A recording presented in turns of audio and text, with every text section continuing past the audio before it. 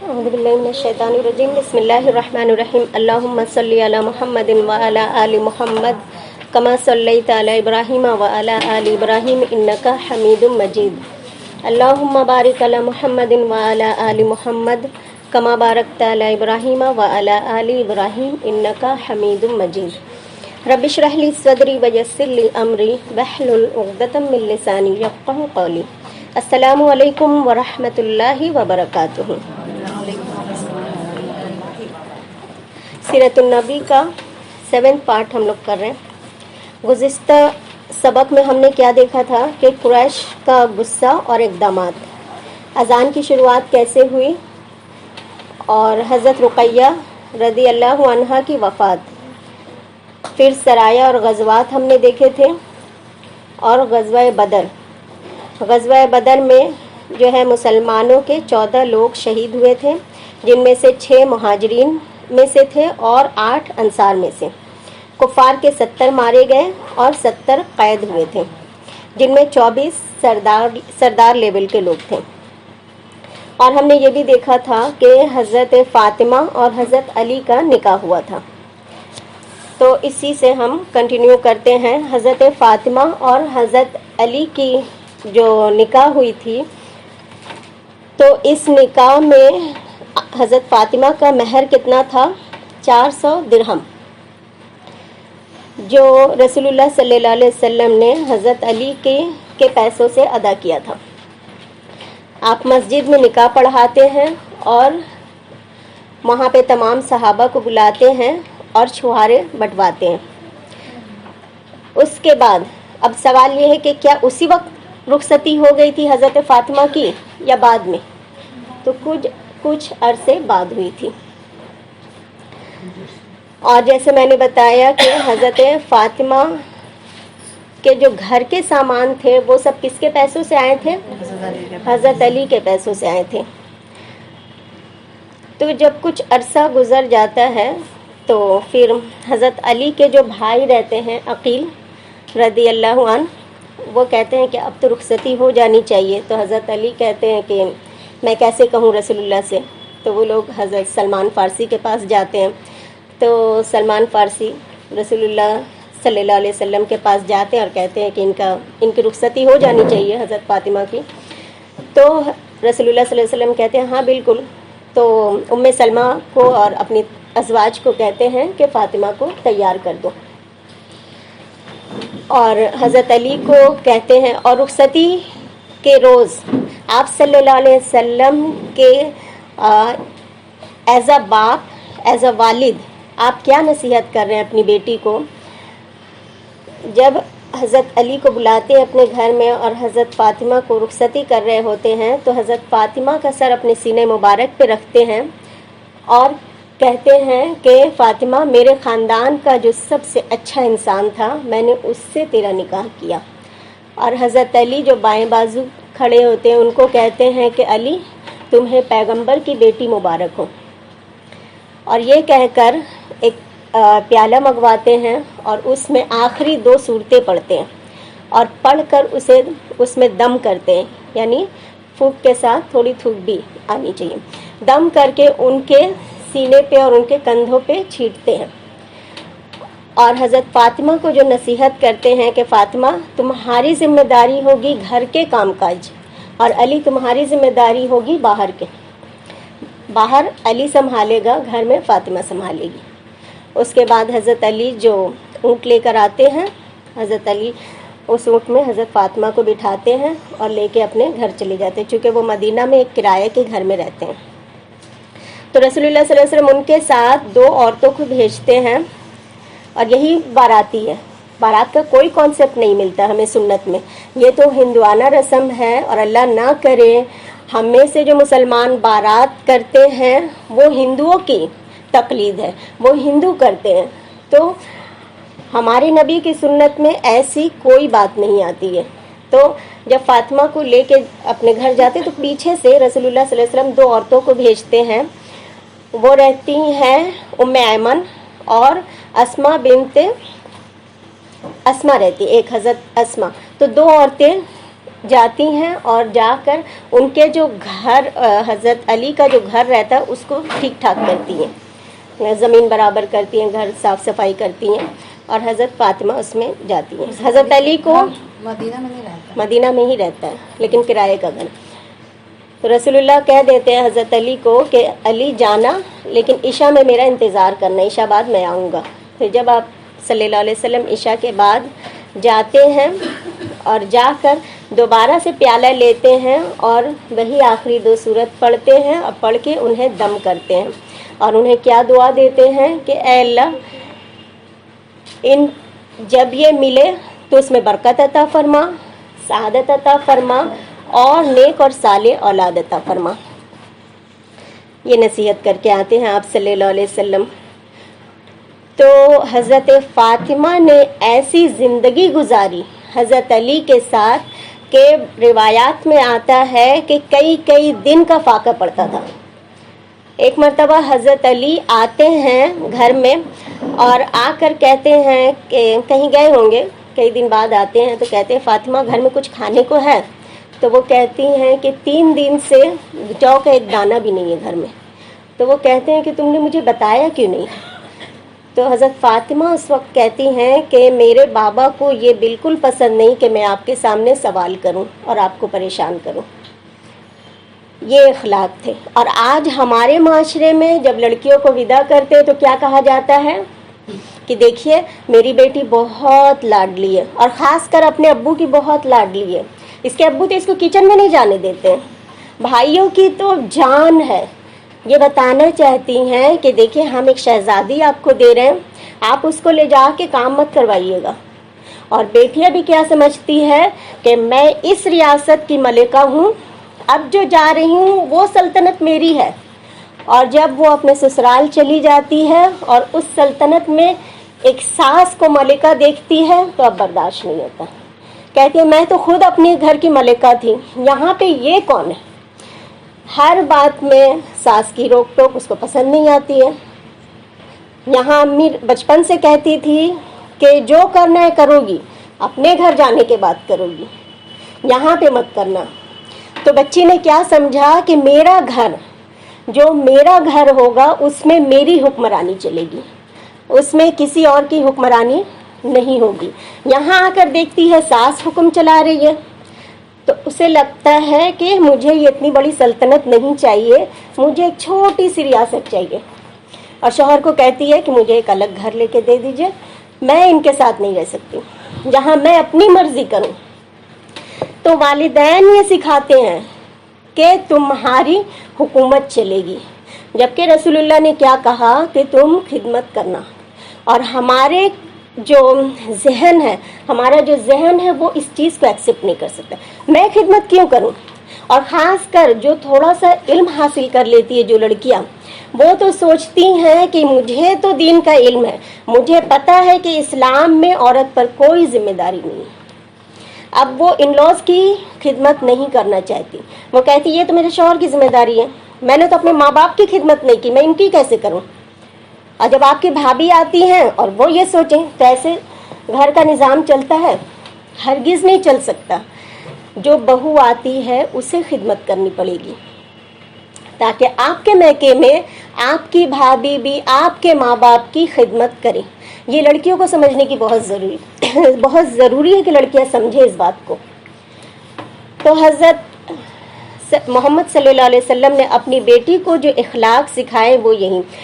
ایک مرتبہ حضرت علی سارا دن بوجھ اٹھاتے ہیں، اس کے بعد 1 درہم گھر میں لے کے آتے ہیں اور اس 1 درہم سے جو خریدتے ہیں اور گھر میں لا کر دیتے ہیں۔ تو حضرت فاطمہ شوہر کا استقبال کرتی ہیں اور کوئی گلا شکوہ نہیں، جا کر جو پیستی ہیں اور روٹی بنا کر لاتی، دونوں خوش خوشی کھاتے ہیں، کوئی شکوہ نہیں کرتی ہیں کہ میں کئی دن سے بھوکی ہوں۔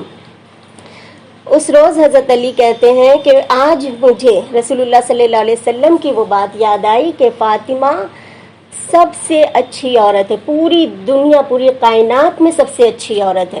اور رسول اللہ اپنی بیٹی کے لیے کیا کہا کرتے تھے کہ جنت میں عورتوں کی سردار میری بیٹی ہے۔ تو یہ لقب جو ہے یہ ان کو کیوں ملا؟ ایک مرتبہ آپ صلی اللہ علیہ وسلم ان سے سوال کرتے ہیں حضرت فاطمہ سے کہ فاطمہ بتاؤ ایک مکمل وفادار عورت یا مومنہ عورت کون ہے؟ تو وہ کہتی ہیں وہ عورت جو اپنے بچوں پہ شفقت کرے اور جو اپنے زیب و زینت کو چھپائے، نہ دوسروں کی نگاہ میں آئے اور نہ خود دوسروں کو دیکھے، اور جو لوگوں کی خدمت کرے یعنی بڑوں کی خدمت کرے۔ تو یہ رسول اللہ صلی اللہ علیہ وسلم کے اخلاق تھے۔ اور ہم یہ سوچتے ہیں کہ صحابہ اکرام جو ہوتے ہیں نا وہ بس اللہ پاک کی طرف سے جو ہے بنے بنائے آتے ہیں نیک انسان، ایسا نہیں ہے، وہ بھی اسی دنیا کے رہنے والے ہیں۔ کیا جھگڑا حضرت علی اور فاطمہ میں نہیں ہوتا تھا؟ ہوتا تھا۔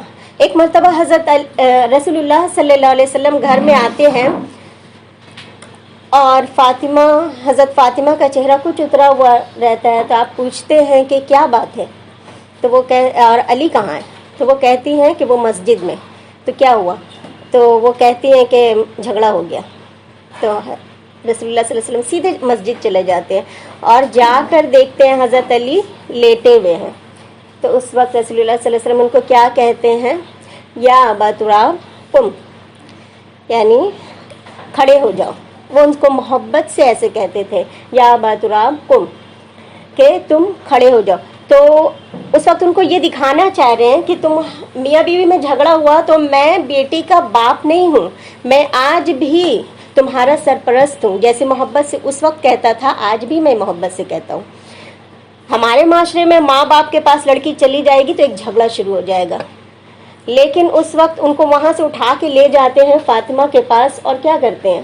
جا کے خود لیٹ جاتے ہیں۔ جاتے تھے بیٹی کے پاس تو کھانا بھی کھاتے تھے، لیٹ بھی جاتے تھے۔ یہ نہیں کہتے کہ بیٹی کا گھر کا کھانا نہیں کھانا، ایسا کوئی کانسیپٹ نہیں تھا۔ آپ جاتے، لیٹتے، کھانا کھاتے، سب کچھ کرتے۔ تو جا کر چارپائی پہ لیٹ جاتے ہیں اور لیٹ کر اپنے ناف کے اوپر حضرت علی کا ہاتھ رکھ لیتے ہیں اور ان کے اوپر حضرت فاطمہ کا ہاتھ رکھتے، پھر اپنا ہاتھ رکھتے ہیں اور کہتے ہیں علی کہو کہ ہم نے صلح کر لی۔ وہ کہتے ہیں حضرت فاطمہ کو کہتے ہیں فاطمہ کہو کہ ہماری صلح ہو گئی۔ وہ کہتی ہیں اور دونوں کا صلح ہو گیا۔ کتنا ہلکا پھلکا سا انداز ہے اور کتنی محبت بھرے۔ یہ ساری چیزیں بتانے کا مقصد یہ ہے کہ ہم جو ہے سنت کو اپنا کلچر بنائیں، کیونکہ ہم جو کلچر ہمارا چلا آ رہا ہے اور ہمارا جو آج کا کلچر ہے نا وہ ہندوانہ کلچر ہے، تو اس کلچر کو سنت بنانا ہے ہمیں، یہ بہت ضروری ہے۔ تو حضرت فاطمہ رضی اللہ عنہا جو ہے سارا دن کام کرتی تھی، کام کرنے میں وہ پیچھے نہیں ہٹتی تھی، جیسا کہ آج ہماری خواتین یعنی ہم بھی جو ہے کام کرنے میں بہت پیچھے ہیں۔ یا آپ دیکھ لیجئے کہ زیادہ وقت جو ہے ہماری عورتوں کا ڈائننگ ہال میں صوفے پہ بیٹھ کے ریموٹ لے کے گزر جاتا ہے، اور اس سے کیا ہوتا ہے؟ بدن بھی بھاری ہوتا جاتا ہے۔ اب اس چربی کو گلانے کے لیے الگ سے پیسے خرچہ کرنا پڑتا ہے، الگ سے وقت دینا پڑتا ہے، جبکہ ہماری مائیں، ہماری دادیاں کون سی باڈی کیئر میں جاتی تھی یا باڈی کریکشن کرواتی تھی؟ کچھ نہیں کرواتی تھی، یہ گھر کے کام کاج ہی کرتی تھی۔ ایک مرتبہ جب بہت زیادہ گھر میں کام کاج کر کے حضرت فاطمہ کے کندھے میں گٹے پڑ گئے تھے، ہاتھوں میں گٹے پڑ گئے تھے، تب جو ہے اور جنگیں ہو رہی تھی اور قیدی مل رہے تھے لوگوں کو، عام صحابہ کو قیدی مل رہے تھے، غلام مل رہے تھے، تو انہوں نے حضرت علی نے سوچا کہ جب عام صحابہ میں اتنی خوشحالی آ گئی تو تم جا کے بابا سے کہو کہ ہمیں بھی کوئی غلام دے دے۔ تو اس وقت حضرت فاطمہ جاتی ہیں مسجد میں، مسجد نبوی میں، تو دونوں باپ بیٹی کا کنیکشن کیسا تھا کہ جب یہ آپ کے پاس جاتی تو جا کر اپنے والد کے سر میں، پیشانی میں بوسہ دیتی، اور جب ان کو آتے دیکھتے رسول اللہ صلی اللہ علیہ وسلم تو بھری مجلس سے اٹھ کر اپنی چادر بچھا دیتے ان کے لیے، یعنی یہ بیٹی کا اکرام تھا، اور اسے بلا کر بٹھاتے انہیں اور ان کو ان کے پیشانی میں بوسہ دیتے، پہلا کام یہ کرتے۔ تو جب یہ اپنے والد کے پاس گئیں، رسول اللہ صلی اللہ علیہ وسلم سے کہتی ہیں کہ ابا حضور علی کہہ رہے ہیں کہ اب تو عام صحابہ کے گھر میں بھی خوشحالی آ گئی، آپ ہمیں بھی ایک غلام دے دیں یا باندی دے دیں۔ تو اس وقت رسول اللہ صلی اللہ علیہ وسلم کہتے ہیں کہ بیٹی میں پیغمبر ہوں اور تم پیغمبر کی بیٹی ہو، اور ہمارے لیے آرام نہیں ہے، ہمیں آرام نہیں کرنا۔ اگر ایسا ہوتا تو کیسر و کسریٰ کی یہ سلطنت تو مجھے مل رہی تھی، تو میں نے تو وہ نہیں لیا، تو اس سے بڑھ کر میں تم کو تحفہ دیتا ہوں۔ اور آپ ان کو واپس کر دیتے ہیں اور ان کے گھر آنے کا وعدہ کہتے میں رات میں آتا ہوں۔ اس وقت ان کے دل میں کیا گزری ہوگی کہ اتنی چہیتی بیٹی جسے لخت جگر کہتے تھے ان کو واپس کر دیا، اور جا کے کہتے ہیں کہ فاطمہ میں تم کو اس سے اچھی، اس غلام سے بہتر چیز دیتا ہوں کہ تم یہ تسبیح پڑھ لیا کرو، جب بہت تھک کے نڈھال ہو جاؤ تو رات سوتے وقت سبحان اللہ، الحمدللہ اور اللہ اکبر 34 بار پڑھ لیا کرو، 233 ہے 100 ملا کر، اور ہر فرض نماز کے بعد 10 بار یہ پڑھ لیا کرو تو تمہاری تھکن پوری کی پوری دور ہو جائے گی۔ یہ اخلاق ہے ہمارے رسول صلی اللہ علیہ وسلم کی۔ ہم آتے ہیں کہ پچھلے ہفتے ہم نے کیا تھا جنگ بدر، آج ہم پڑھیں گے غزوہ بدر کے بعد صورتحال کیا تھی، مسلمانوں کے دشمنوں میں کیا کیا اضافہ ہو گیا تھا اور کیا کیا سازشیں چل رہی تھیں۔ آپ صلی اللہ علیہ وسلم کے قتل کی سازش ہو رہی تھی، بہت سارے غزوات اور سرایا کا سلسلہ چلتا جا رہا تھا۔ خاص طور پر غزوہ احد ہم پڑھیں گے، اور ہم پڑھیں گے کہ اس میں یعنی 3 ہجری میں کون کون سے احکامات اور واقعات ہوئے تھے۔ غزوہ بدر کی شکست جو ہے قریش کو ہوئی تھی، انہیں یقین نہیں آ رہا تھا کیونکہ اتنی بڑی فوج وہ لوگ لے کر آئے تھے، تو انہیں یہ یقین نہیں آ رہا تھا کہ ہم بھی ہار سکتے ہیں کبھی۔ تو انہوں نے کیا کیا کہ حسمان نام کا ایک آدمی تھا، اس کو مکہ میں بھیج دیا کہ آپ جا کے خبر سنا دیجئے۔ تو وہاں پہ وہ جا کر بالکل حواس باختہ جا کر حتیم کے پاس کہتا ہے کہ ہم جنگ ہار گئے۔ اب کسی کو یقین نہیں آتا ہے کہ اتنی بڑی فوج ہم کبھی ہار بھی سکتے ہیں، کسی کو یقین نہیں آتا ہے۔ تو جب وہ یہ کہنا شروع کرتا ہے کہ ابو جہل بھی مارا گیا، یہ بھی عتبہ بھی مارا گیا، یہ بھی سارے سرداروں کا نام لیتا ہے، تو انہیں لگتا ہے کہ اس کا دماغ خراب ہو گیا۔ تو حتیم میں صفوان بیٹھا رہتا ہے، تو وہ کہتا ہے کہ جا کے پوچھو میرے بارے میں کہ صفوان کا کیا ہوا۔ تو وہ ان لوگ سوچتے کہ یہ پاگل ہو گیا، تو وہ کہتا ہے آ کے، ایک شخص آ کے کہتا ہے کہ بتاؤ تو صفوان کا کیا ہوا۔ تو وہ کہتا ہے ارے صفوان تو وہ حتیم میں بیٹھا ہوا ہے۔ تب انہیں یقین آتا ہے کہ ہم جنگ میں ہار گئے۔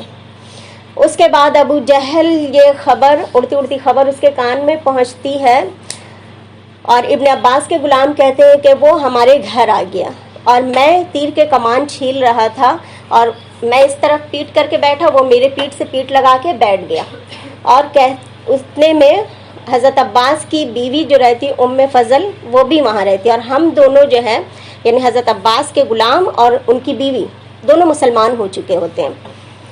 تو ابو لہب آ کے کہتا ہے، آ کر بیٹھتا ہے کیونکہ رشتہ دار بھی رہتا ہے، آ کر بیٹھتا ہے، اتنے میں اس کا بھتیجا آتا ہے اور وہ کہتا ہے کہ کیا ہوا مدینے میں ہم جیتے ہیں نا؟ تو وہ کہتا ہے کہ نہیں ہم ہار گئے۔ تو وہ پوچھتا ہے کہ ہم کیسے ہار گئے؟ تو وہ کہتا ہے کہ اگر جنگ ہوتی تب تو ہم جیتتے، وہاں تو ہمارے سپاہیوں نے گردن جا کر ان لوگوں کے حوالے کر دی تھی، یعنی وہ لوگ دوڑا رہے تھے اور یہ لوگ کٹ کٹ کے گر رہے تھے، ایسا حال ہو گیا تھا۔ تو یہ جو ابو رافع رہتا ہے حضرت ابن عباس کا غلام، یہ کہتا ہے ارے وہ تو فرشتے تھے۔ تو ابو لہب اسے مارنا شروع کر دیتا ہے۔ تو اتنے میں ام فضل آتی ہے اور کھمبا اکھاڑتی ہے خیمے کا اور ابو لہب کے سر میں مارتی ہے کہ اس کا مالک نہیں ہے تو تم سمجھتے ہو کہ کچھ بھی کر لو گے۔ لہٰذا یہ اس بات کی دلیل تھی کہ انہیں یقین نہیں آ رہا تھا کہ ہم ہار سکتے ہیں کسی حال میں بھی۔ تو جب انہیں یہ ہو گیا کہ ہاں اب یہ جنگ جو ہے ہم ہار چکے ہیں، اور جب ابو سفیان، چونکہ اس جنگ میں ابو سفیان شریک نہیں ہوا تھا، ابو سفیان کہاں تھا؟ وہ تو قافلہ کے ساتھ تھا، اور خالد بن ولید وہ بھی شریک نہیں ہوئے تھے۔ بدر کی جنگ میں خالد بن ولید کو مکہ میں ہی یہ لوگ چھوڑ کے گئے تھے کہ ایک قبیلے کے حملہ کرنے کا خدشہ تھا، تو ان کو کہا گیا تھا کہ آپ اس سے حفاظت کیجیے گا. تو یہ لوگ جو ہے اب جنگ کی تیاریاں، کیونکہ اب پیچ و تاب کھا رہے کہ کریں تو کیا کریں، تو انہوں نے سب سے پہلا کام یہ کیا کہ پورے مکہ میں اعلان کروائے کوئی روئے گا نہیں، کوئی آنسو نہیں بہائے گا. اگر کوئی آنسو بہائے گا تو اس کا غم و غصہ باہر آ جائے گا. ہمیں اندر سے اسی طرح غصہ، مطلب اپنے غصہ کو برقرار رکھنا ہے اور انہیں اس کا مزہ چکھانا ہے. لہٰذا مکے میں کسی کو رونے سے بھی منع کر دیا گیا. مدینہ کی صورتحال کیا تھی کہ اب یہ جو مال غنیمت ملا، اب اس میں جو ہے صحابہ میں یہ ہوا کہ میں اتنا مال لوں گا، مجھے یہ چاہیے، مجھے یہ چاہیے. تو رسول اللہ صلی اللہ علیہ وسلم نے تھوڑی سی ناراضگی سے کہا کہ کسی کو کوئی غنیمت نہیں ملے گا، سب اللہ اور رسول کا ہے. اس کے بعد آئے ہیں اطمینان سے، اور پھر مال غنیمت کی تقسیم ہوتی ہے، 5واں حصہ نکال دیا جاتا ہے خمس کا، اور باقی جو ہے صحابہ میں جو لوگ شریک ہوئے تھے سب کو حصہ ملتا ہے. جنگ بدر کے بعد ہم نے دیکھا تھا کہ بہت سارے صحابہ جو ہے وہ شہید ہوئے تھے. تو جنگ بدر میں رسول اللہ صلی اللہ علیہ وسلم کے اہل و عیال میں سے کون شہید ہوئی تھی، کون وفات پائی تھی؟ حضرت رقیہ، آپ کی بیٹی، دوسری بیٹی جو تھی. اس وجہ سے حضرت عثمان جو ہے وہ جنگ میں نہیں جا پائے تھے، رسول اللہ نے ان کو روک دیا تھا. اور ادھر جو ہے حضرت عمر رضی اللہ عنہ کے داماد جو حضرت خنیس رضی اللہ عنہ تھے وہ شہید ہو گئے تھے. تو حضرت عمر نے دیکھا کہ ان کی جو بیٹی ہے حضرت حفصہ رضی اللہ عنہا وہ بیوہ ہو گئی ہیں، تو انہوں نے رشتہ دیا کس کو؟ حضرت عثمان کو اور حضرت ابو بکر کو. خود وہ رشتہ دے رہے ہیں کہ آپ میری بیٹی سے شادی کر لیجئے. تو نہ ہی حضرت ابو بکر نے کچھ کہا، کوئی جواب دیا، نہ حضرت عثمان نے کوئی جواب دیا، نہ انکار کیا نہ اقرار کیا. تو اس سے جو ہے حضرت عمر رضی اللہ عنہ کو بہت تکلیف ہوتی ہے، ان کو بہت حیرت ہوتی ہے کہ میں نے خود رشتہ دیا اور کسی نے اگر نہیں بھی کرنا تھا تو کہہ دیتے. تو آپ جاتے ہیں رسول اللہ صلی اللہ علیہ وسلم کے پاس اور کہتے ہیں کہ عثمان اور ابو بکر نے مجھے کوئی جواب نہیں دیا جس سے مجھے بہت تکلیف پہنچی. تو اس وقت رسول اللہ صلی اللہ علیہ وسلم ان کو کہتے ہیں کہ عمر تمہاری بیٹی کے لیے عثمان سے اچھا شوہر ملے گا، کیونکہ رسول اللہ صلی اللہ علیہ وسلم کا ارادہ جو ہے خود حضرت حفصہ سے نکاح کرنے کا ہو رہا تھا. اور کہتے ہیں کہ تمہاری بیٹی کو اچھا شوہر ملے گا، عثمان سے اچھا شوہر ملے گا، اور عثمان کو تمہاری بیٹی سے اچھی بیوی ملے گی. یعنی ہم جانتے ہیں کہ حضرت عثمان کی شادی پھر کس سے ہوتی ہے؟ رسول اللہ صلی اللہ علیہ وسلم کی تیسری بیٹی ام کلثوم رضی اللہ عنہا سے ہوتی ہے. تو اس لیے حضرت عثمان کا لقب کیا قرار پایا؟ ذو النورین، یعنی دو نور والا، کہ رسول کی دو بیٹیاں ان کے گھر گئی تھی. تو جب بعد میں حضرت ابو بکر رضی اللہ عنہ ان کو بتاتے ہیں کہ میں کیوں خاموش رہا تھا، کیونکہ یہ راز اللہ کے رسول نے مجھے پہلے سے بتا دیا تھا، اس لیے ہم نے کوئی جواب نہیں دیا تھا. جنگ بدر جو ہو گئی تو اتنی بڑی فتح تھی مسلمانوں کے لیے کہ کتنے تھے مسلمان؟ 313، اور کفار کتنے تھے؟ 1000 میں جب فتح مل گئی تو مسلمانوں کے دشمنوں میں اضافہ ہو گیا.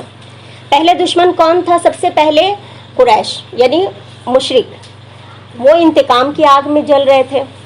دوسرا دشمن منافقین ہو گیا. عبداللہ بن ابی، جس کے بارے میں نے ڈیٹیل میں بتایا کہ وہ کون تھا؟ سردار بننے والا تھا. جب اس نے دیکھا کہ مسلمانوں کی جیت ہو گئی، اب اس نے سوچا کہ فائدہ اسی میں ہے، لہٰذا ایمان قبول کر لو. تو اس نے ایمان قبول کر لیا. تو کہا جاتا ہے کہ اس کے ایمان قبول کرنے سے منافقت نے جنم لیا، یعنی اس کے جتنے فالوورز تھے سب نے ایمان قبول کیا. تو اسلام کو کفار سے اتنا نقصان نہیں پہنچا جتنا کہ ان منافقوں سے پہنچا. اور تیسرے دشمن جو تھے وہ یہود تھے. یہود کا 3 قبیلہ ہمیں پتہ ہے، بنو قینقاع، بنو نذیر اور بنو قریظہ. تو سب سے قریب میں کون تھا؟ بنو قینقاع. جب بدر میں فتح ہو گئی مسلمانوں کو، اب ان کی جو ہے نا دشمنی کی آگ بھڑک اٹھی. اب یہ جو ہے کھلم کھلا جو ہے دشمنی پہ اتر آئے، جبکہ ان کے ساتھ پیکٹ ہوا تھا، لیکن یہ حد سے زیادہ دشمنی کرتے اور اب تو ایسا کرنے لگے کہ صحابیات کے بارے میں اخلاق سے گری ہوئی باتیں کرنے لگتے. اور بنو قینقاع کا جو بازار تھا وہ مدینہ سے بہت قریب میں تھا.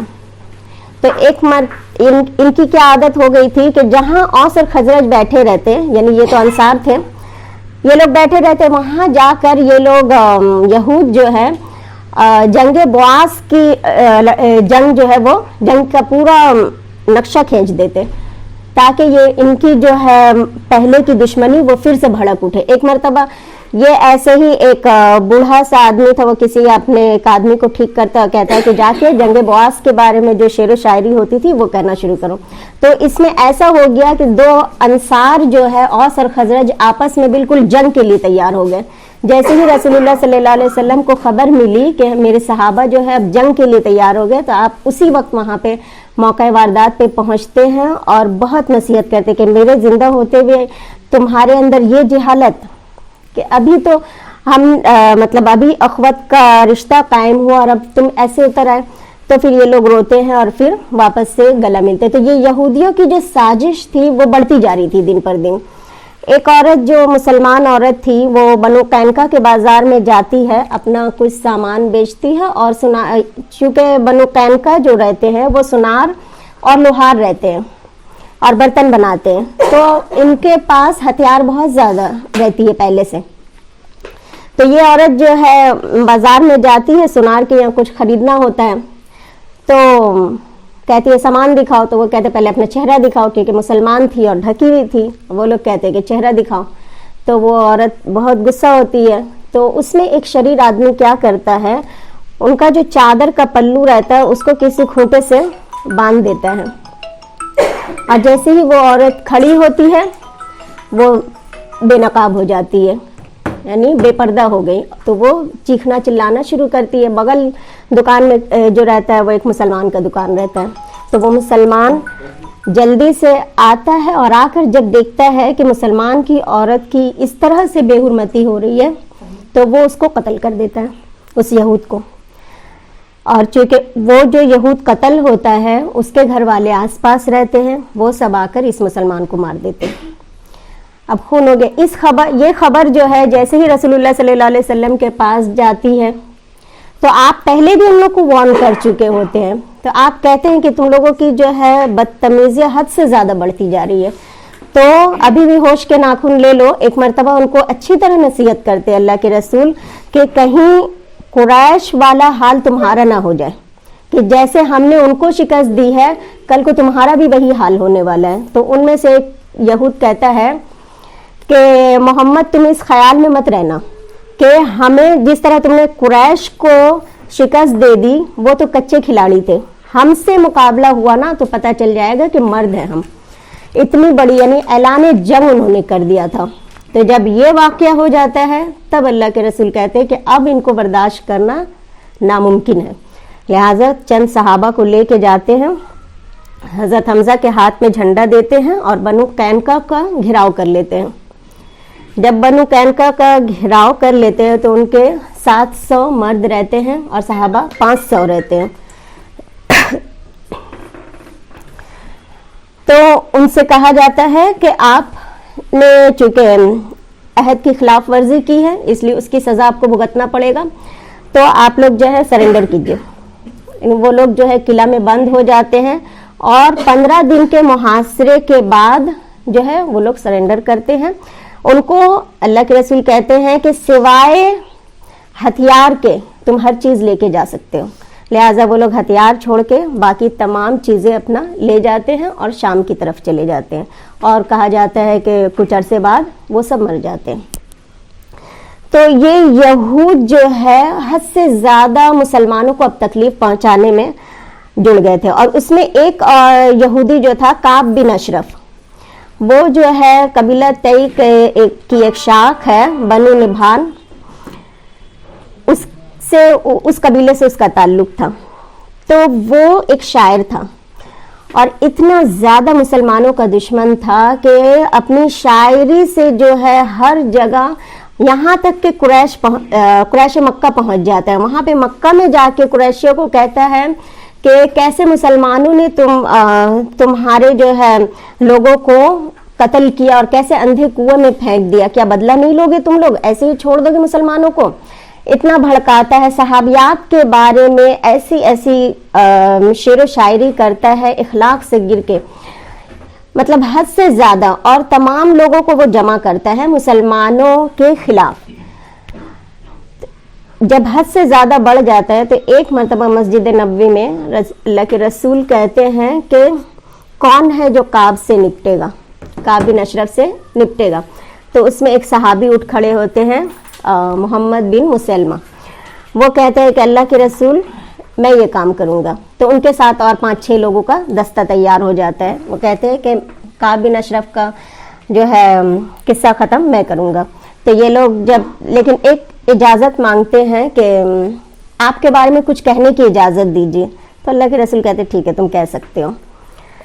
تو کعب بن اشرف جو رہتا ہے وہ اپنے قبیلے کا سب سے خوبصورت اور بہت ہی ہینڈسم اور بہت مالدار اور بہت بڑا شاعر رہتا ہے. مطلب ہر چیز اس کے پاس رہتی ہے، لیکن صرف مسلمانوں کا دشمن رہتا ہے. تو اس کے پاس یہ جاتے ہیں محمد بن مسلمہ اور کہتے ہیں کہ ارے کیا بتائیں، جب سے مسلمان ہوئے ہیں، مسلمان ہو کر تو ہمارا جینا ہی حرام ہو گیا. جب دیکھو یہ محمد کہتے ہیں انفقوا انفاق کرو، خرچ کرو، مال لاؤ. کیا ہم سارا مال لگا دے تو اپنے بیوی بچوں کے لیے کیا رکھیں گے؟ تو یہ کہتا ہے کعب بن اشرف میں تو پہلے ہی کہتا تھا، تم لوگ تو میری بات مانتے نہیں ہو، اب سمجھ میں آ گئی. تو نہیں، ابھی تو انہوں نے مانگا ہے تو ہمیں تو کچھ دینا پڑے گا. ایک کام کرو، تم مجھے 1-2 وسق اناج دے دو، غلہ دے دو. تو وہ کہتا ہے کہ کس بنا پہ میں دوں، تمہیں کچھ رہن رکھنا ہوگا غلہ کے لیے. تو کہتا ہے کیا لوگے؟ تو کعب بن اشرف کہتا ہے کہ اپنی عورتوں کو رکھ دو رہن. تو وہ کہتا ہے ارے ہم ایسا کیسے کر سکتے ہیں، کچھ غلہ کے لیے اپنی عورتوں کو رکھیں گا، تم اتنے خوبصورت انسان ہو، کیا بھروسہ ہے تمہارا. تو تھوڑا سا فخر میں آ جاتا ہے. ہاں تو ٹھیک ہے، ایک کام کرو، اپنے بیٹوں کو رکھ دو. تو وہ کہتا ہے ارے ہمارے بیٹوں کا تو جینا حرام ہو جائے گا، لوگ کہیں گے کہ یہ 1-2 وسق غلے کے لیے گروی رکھا گیا تھا. تو کہتا ہے کہ پھر کیا کرے؟ تو کہتا ہے کہ ایک کام کرو، تب اپنے ہتھیار رکھ دو رہن. تو یہ بولتے ہیں ٹھیک ہے ہم ہتھیار رکھ سکتے ہیں. اس کے بعد ابو نائلہ آتے ہیں، ان کا جو پورا دستہ رہتا ہے وہ بھی آ کے اسی قسم کی باتیں کرتے ہیں کہ ارے محمد صلی اللہ علیہ وسلم نے تو بالکل ہمیں پریشان کر کے رکھ دیا، ہر وقت مانگتے ہیں. تو اس سے بھی یہی بات طے ہوتی ہے کہ ٹھیک ہے ہتھیار رکھ کے اناج لے لو ہم سے. تو یہ 4-5 لوگ اس طرح سے تیاری کر کے جاتے ہیں. اب ایک دن رات میں چاندنی رات رہتی ہے اور یہ پھر شادی کیا ہے اور بیوی کے ساتھ ہے.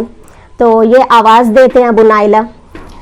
تو بیوی کہتی ہے کہ اتنی خوفناک آواز ہے، اس سے تو مطلب ڈر لگ رہا ہے سن کے. تو وہ کہتا ہے کہ نہیں ارے میرا دوسرا ایک بھائی ہے، مجھے جانے دو. تو وہ نکلتا ہے تو بالکل خوشبو سے ایک دم نہایا ہوا، سر سے اتنی خوشبو پھوٹ رہی ہے اور اتنا خوبصورت لباس پہنا ہوا، یعنی دلہا بنا ہوا ہے. تو یہ کہتے ہیں محمد بن مسلمہ کہ ارے تم سے تو اتنی اچھی خوشبو آ رہی ہے، ایک بار میں تمہاری خوشبو سونگھ سکتا ہوں تمہارے سر کو. اور ان لوگ پہلے سے سیٹنگ کر کے رکھتے ہیں کہ جیسے ہی میں اس کے سر کو سونگوں گا تو تم اپنا کام کر لینا. تو اس کو پکڑتے پیچھے سے جا کے اس کا سر سونگتے ہیں. تو اتنے میں کچھ پھر وہ آگے بڑھ جاتا ہے. پھر تھوڑی دور جا کے کہتے ہیں کہ ایک بار اور دل کر رہا. بولتا ہے کوئی بات نہیں، وہ تو ایک دم خوش ہے کہ اتنی. تو کہتا ہے کہ تمہارے پاس اتنی قیمتی خوشبو آئی کیسے؟ تو کہتا ہے کہ میرے پاس جو بیوی ہے نا وہ سب سے قیمتی خوشبو لے کر آئی ہے. ٹھیک ہے ایک بار اور سونگنے دو. اب جب اس کو سونگنے کے لیے پکڑتے ہیں پیچھے سے، بس ان لوگ کو بولتے ہیں کہ تم لوگ وار کر دینا. یہ لوگ سب مل کے اس کو وار کرتے لیکن وہ بچ جاتا ہے تلوار کے وار، کیونکہ وہ بہت لمبا چوڑا رہتا ہے.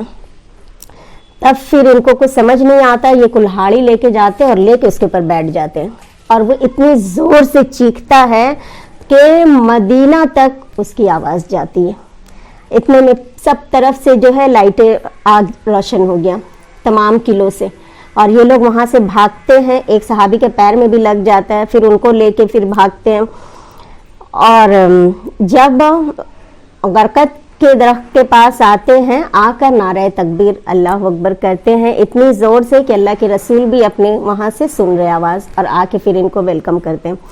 लेकिन अपने सरदार के मारे जाने पर भी यहूद एक लफ्ज़ नहीं कहते, क्योंकि अब उनको समझ में आ गया था कि हम रसूलुल्लाह सल्लल्लाहु अलैहि वसल्लम ज़रूरत पड़ने पर ताकत का भी इख्तियार कर सकते हैं, यानी इक़दाम उठा सकते हैं, जिसकी वजह से अब इनके जान में डर पैदा हो रहा। आज आप देखिएगा कि लोग इन चीज़ों पर एतराज़ करते हैं कि मुसलमान छापा मारते थे, ये करते थे।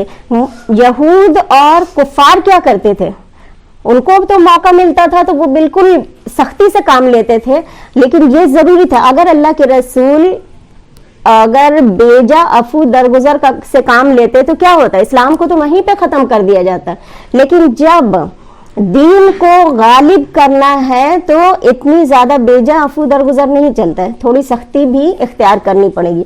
और अल्लाह ताला ने दीन को क्या ऐसे ही मजहब बनाने के लिए भेजा है दुनिया में? जब तक दीन नाफिज ना हो वो मजहब है, तो दीन को नाफिज करना मेन मकसद था।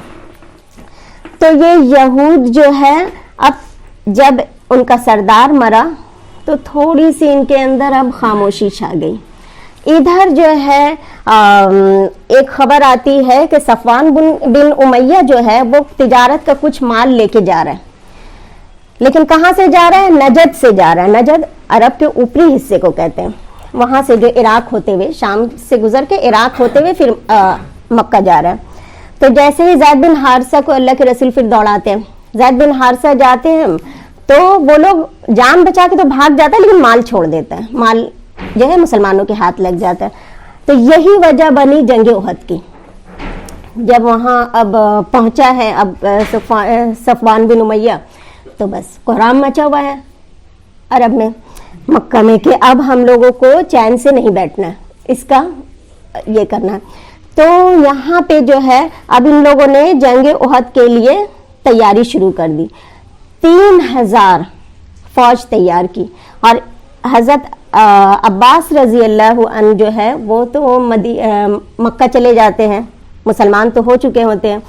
उनको जैसे ही खबर मिलती है कि यहाँ ये लोग जंगी तैयारी कर रहे हैं, तो अल्लाह के रसूल सल्लल्लाहु अलैहि वसल्लम के पास एक खत रवाना करते हैं, एक आदमी को दौड़ा देते हैं कि घोड़ा लेके जाओ और जल्द से जल्द खबर कर दो कि यहाँ ये लोग जो है जंगी तैयारी कर रहे हैं। और जैसे ही वो आदमी हज़रत अब्बास का खत लाके रसूलुल्लाह को देता है, आप मस्जिद कुबा में रहते हैं, खत लेते के साथ फिर मस्जिद नबी आते हैं, तमाम सहाबा को बुलाकर डिस्कस करते हैं कि क्या करना चाहिए, क्योंकि फ़ौज तो निकल चुकी है, 3000 की फ़ौज है। मदीना में अगर पूरे मर्दों को मिला लिया जाए, औरतों को मिला लिया जाए, सबको मिला लिया जाए, तो भी 3000 की लश्कर नहीं तैयार हो सकती, क्योंकि छोटा है। अभी मदीना आपको जो नज़र आ रहा है, पहले ऐसा नहीं था। पहले जो हुजरा है, जहाँ जो रोज़ा है अल्लाह के रसूल का, वही पूरी मस्जिद थी। तो इतनी बड़ी शहर तो थी नहीं। तो अल्लाह के रसूल जो है तमाम सहाबा को बुलाकर मशवरा करते हैं कि हमें अब क्या करना चाहिए।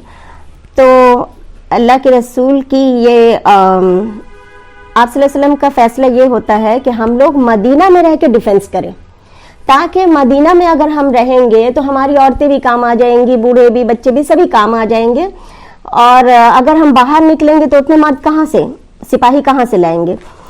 तो लेकिन जब ये मशवरा तमाम सहाबा सुनते हैं, तो अब जो लोग बदर में शामिल नहीं होते, जो सहाबा, लेकिन दूसरे सहाबा से बदर के जो हालात सुन रहे हैं कि इस तरह से महाजरा आई हुई थी, हमने ऐसे किया, बहादुरी के किस्से, इनको लग रहा है कि हमें मौका अब मिलना चाहिए। तो वो लोग कह भी रहे थे कि अल्लाह के रसूल हमें तो, क्योंकि बदर तो जंग लड़ने के लिए नहीं गए थे, वो तो ऐसे ही ये जा रहा था, दस्ता जा रहा था, बाद में फिर जंग की नौबत आई। तो कुछ सहाबा जो नौजवान सहाबा थे, जज्बात में और जोशीले थे, उनमें हज़रत हमज़ा भी थे। तो वो भी कहते हैं कि नहीं, हमें जाकर लड़ना चाहिए, मदीने में रह के डिफेंस नहीं करना चाहिए। लेकिन अल्लाह के रसूल की यही اللہ کے رسول نے یہی مشورہ دیا کہ مدینہ میں رہ کے کرنا چاہیے. تو آپ صلی اللہ علیہ وسلم کا جو تھاٹ تھا یہاں پہ کیوں رہنا چاہیے, کیونکہ ہم مدینہ کو ڈیفینس کر سکیں گے. یہی مشورہ جو ہے عبداللہ بن ابی بھی دیتا ہے جو اللہ کے رسول دیتے ہیں. وہ بھی کہتا ہے نہیں, مدینہ میں رہ کے ڈیفینس کریں گے. وہ کیوں دیتا ہے؟ کیونکہ ہم اپنے گھر میں بیٹھیں گے, کس کو پتا چلے گا ہم جنگ میں لڑ رہے یا نہیں لڑ رہے. اس کے تو دماغ میں منافقت ہے, وہ اپنی جان بچانے کے لیے یہ مشورہ دے رہا ہے. تو لیکن سب صحابہ جو ہے کہتے ہیں کہ نہیں, ہمیں لڑنا ہے. تو اللہ کے رسول جو ہے تمام کی بات سنتے ہیں اور اسی پر اتفاق کرتے ہیں کہ نہیں, باہر نکل کے لڑیں گے. اور آپ اپنے حجرے میں چلے جاتے ہیں, اور جا کر جب تھوڑی دیر ہو جاتی ہے تو حضرت ابو بکر اور حضرت عمر جاتے ہیں آپ کے پیچھے, اور آپ جو ہے زرہ پہن رہے ہوتے ہیں. تو حضرت یہ دونوں مل کے آپ کو مدد کرتے ہیں, خود بھی پہنا دیتے ہیں, یعنی کہ جو ہیلمٹ ہوتا ہے لوہے کا, اور اوپر بھی زرہ پہنا دیتے ہیں, نیچے بھی ڈبل زرہ پہنا دیتے ہیں. جب اللہ کے رسول زرہ پہن کر آ رہے تو یہ صحابہ دیکھ رہے اتنی دیر کیوں لگ رہا ہے. تو وہ کہتے ہیں, لوہے کا جیکٹ اس ہفتے بھی میں نے ڈیفائن کیا تھا. تو صحابہ کہتے ہیں کہ اتنی دیر لگ رہا ہمارے مشورے سے اللہ کے رسول جو ہے وہ متفق نہیں ہے, ہم نے بیجا ضد کی. تو اب آئیں گے تو ہم کہیں گے کہ آپ کا جو فیصلہ ہے ہم اسی پہ راضی ہیں. جب آپ باہر نکلتے ہیں تو صحابہ کہتے ہیں کہ اللہ کے رسول ہم اپنا فیصلہ واپس لیتے ہیں, آپ نے جو فیصلہ کیا ہم اس پہ راضی ہیں. تو رسول اللہ کہتے ہیں کہ نہیں, نبی جب زرہ پہن لیتا ہے اب اس کے شایان شان نہیں کہ وہ جنگ لڑے بغیر زرہ اتار دے, تو اب ہمیں باہر جا کر لڑنا ہے. لہٰذا تمام مسلمانوں کو ملا کر کتنے صحابہ تیار ہوتے ہیں؟ 1000.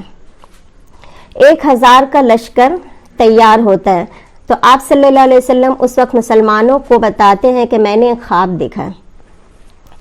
تو صحابہ پوچھتے ہیں کہ کیا خواب ہے؟ آپ کہتے ہیں کہ میں نے دیکھا کہ ایک گائے ذبح کر رہا ہوں, اور میری جو تلوار کی دھار ہے نا وہ بلنٹ ہو گئی ہے, دھار مڑ گئی ہے, دندانے اس کے مڑ گئے, اور میں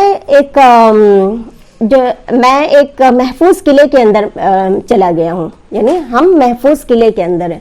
تو صحابہ پوچھتے ہیں کہ اللہ کے رسول اس خواب کا کیا تعبیر ہے؟ تب آپ کہتے ہیں کہ گائے ذبح کرنے سے مراد ہے کہ میرے صحابہ شہید ہوں گے, اور تلوار کی دھار مڑنے سے مراد ہے کہ میرے اہل و عیال میں سے, یعنی میرے قریبی رشتہ دار میں سے کوئی شہید ہوگا, اور محفوظ قلعہ کے اندر سے مراد ہے کہ مدینہ محفوظ رہے گا. خیر آپ جاتے ہیں لشکر کو لے کر, اور لشکر کی تقسیم آپ اس طرح کرتے ہیں کہ مصعب بن عمیر کو مہاجرین میں سے جھنڈا دیتے ہیں. مہاجرین کا جھنڈا مصعب بن عمیر کے ہاتھ میں رہتا ہے. انصار میں سے اوس قبیلہ کا جھنڈا جو ہے وہ اسید بن حذیر رضی اللہ عنہ کے ہاتھ میں دیتے ہیں, اور انصار کے جو خزرج قبیلہ ہے اس کا جھنڈا حضرت حباب بن منذر رضی اللہ عنہ کو دیتے ہیں. اب جب آپ جنگ کی اسٹریٹجی بنا رہے ہیں تو مدینے کے سامنے کفار کو رکھتے ہیں, اس کے بعد مسلمان ہیں, اور اپنے پشت پر یعنی اپنے پیچھے احد پہاڑ کو رکھتے ہیں. اور ایک سائیڈ میں تو بنو نذیر کا قبیلہ ہے, ادھر سے سیف ہے کیونکہ بنو نذیر تو پیکٹ کیا ہوا تھا معاہدہ سے, وہ لوگ تو حملہ نہیں کریں گے ادھر سے. اس طرف جو ہے ایک چھوٹا سا پہاڑ کے پاس چھوٹا سا درہ رہتا ہے, گھاٹی, وہ خالی رہتا ہے. تو وہاں پہ اللہ کے رسول کیا کرتے ہیں, 50 صحابہ اکرام کو, تیر انداز صحابہ اکرام کو, 50 صحابہ اکرام کو وہاں پہ تعینات کر دیتے ہیں کہ آپ سب یہاں کھڑے رہیے گا, اور ان کا کمانڈر بناتے ہیں عبداللہ بن جبیر کو رضی اللہ عنہ کو. اور ان صحابہ سے کہتے ہیں کہ اگر آپ دیکھیں کہ ہمیں شکست ہو گئی ہے اور ہمیں چیل کبے ہماری بوٹیوں کو کھا رہے ہیں, تب بھی آپ یہ درہ نہیں چھوڑیے گا, اور اگر آپ دیکھیں کہ ہم نے دشمنوں کو شکست دے دی اور ہم فتح پا چکے ہیں, تب بھی جب تک میں نہ بلاؤں آپ لوگ درہ چھوڑ کے نہیں ہٹیے گا. مطلب اتنے زیادہ تاکید کر دی گئی تھی. لہٰذا یہ لوگ جو ہے اس درے پہ ہیں. اب جنگ کی شروعات, اب جنگ شروع ہونے والی ہے. این اسی وقت عبداللہ بن ابی جو منافق تھا وہ کہتا ہے کہ چونکہ میرا جو مشورہ ہے وہ نہیں مانا گیا. میں نے کہا تھا مدینہ میں رہ کے ڈیفینس کریں گے، لیکن میرا مشورہ نہیں مانا گیا، اس لیے جنگ کر کے کوئی فائدہ ہی نہیں ہے. اور یہ جنگ تھوڑی ہے، اگر یہ قتال ہوتی تو ہم ضرور جنگ کرتے، لیکن یہ تو اپنے آپ کو خودکشی کی طرف لے جانا ہے. وہ 3 گنا زیادہ ہے، 3000 اور ہم 1000، ہم کیسے ڈیفینس کر سکیں گے؟ ہمیں تو وہ آ کے مار ہی دیں گے. تو یہ کیا کرتا ہے عبداللہ بن ابی، اپنے 300 ساتھی کو جب محاذ آرائی ہو چکی، صف بندی ہو چکی، اپنے 300 ساتھیوں کو لے کے نکل جاتا ہے. اس وقت ان کے پیچھے پیچھے صحابہ دوڑتے ہیں. عبداللہ بن جابر کے جو والد ہے عبداللہ رضی اللہ عنہ، وہ جا کے ان کے اتنا سمجھاتے ہیں کہ دیکھو اس وقت مت جاؤ، اس وقت مسلمانوں کا مورل ڈاؤن ہو جائے گا، کیونکہ دیکھیں گے کہ عین میں جنگ کے وقت جو ہے چلے گئے. اب کتنے بج گئے؟ 700 صحابہ بج گئے. بعض اس میں آتا ہے روایت میں کہ 650 صحابہ بچ گئے تھے، کل 950 تھے. تو 500-600 کیسے جنگ کریں گے؟ اتنا سمجھاتے لیکن وہ نہیں مانتا ہے اور وہ اپنے ساتھیوں کو لے کر چلے جاتا ہے.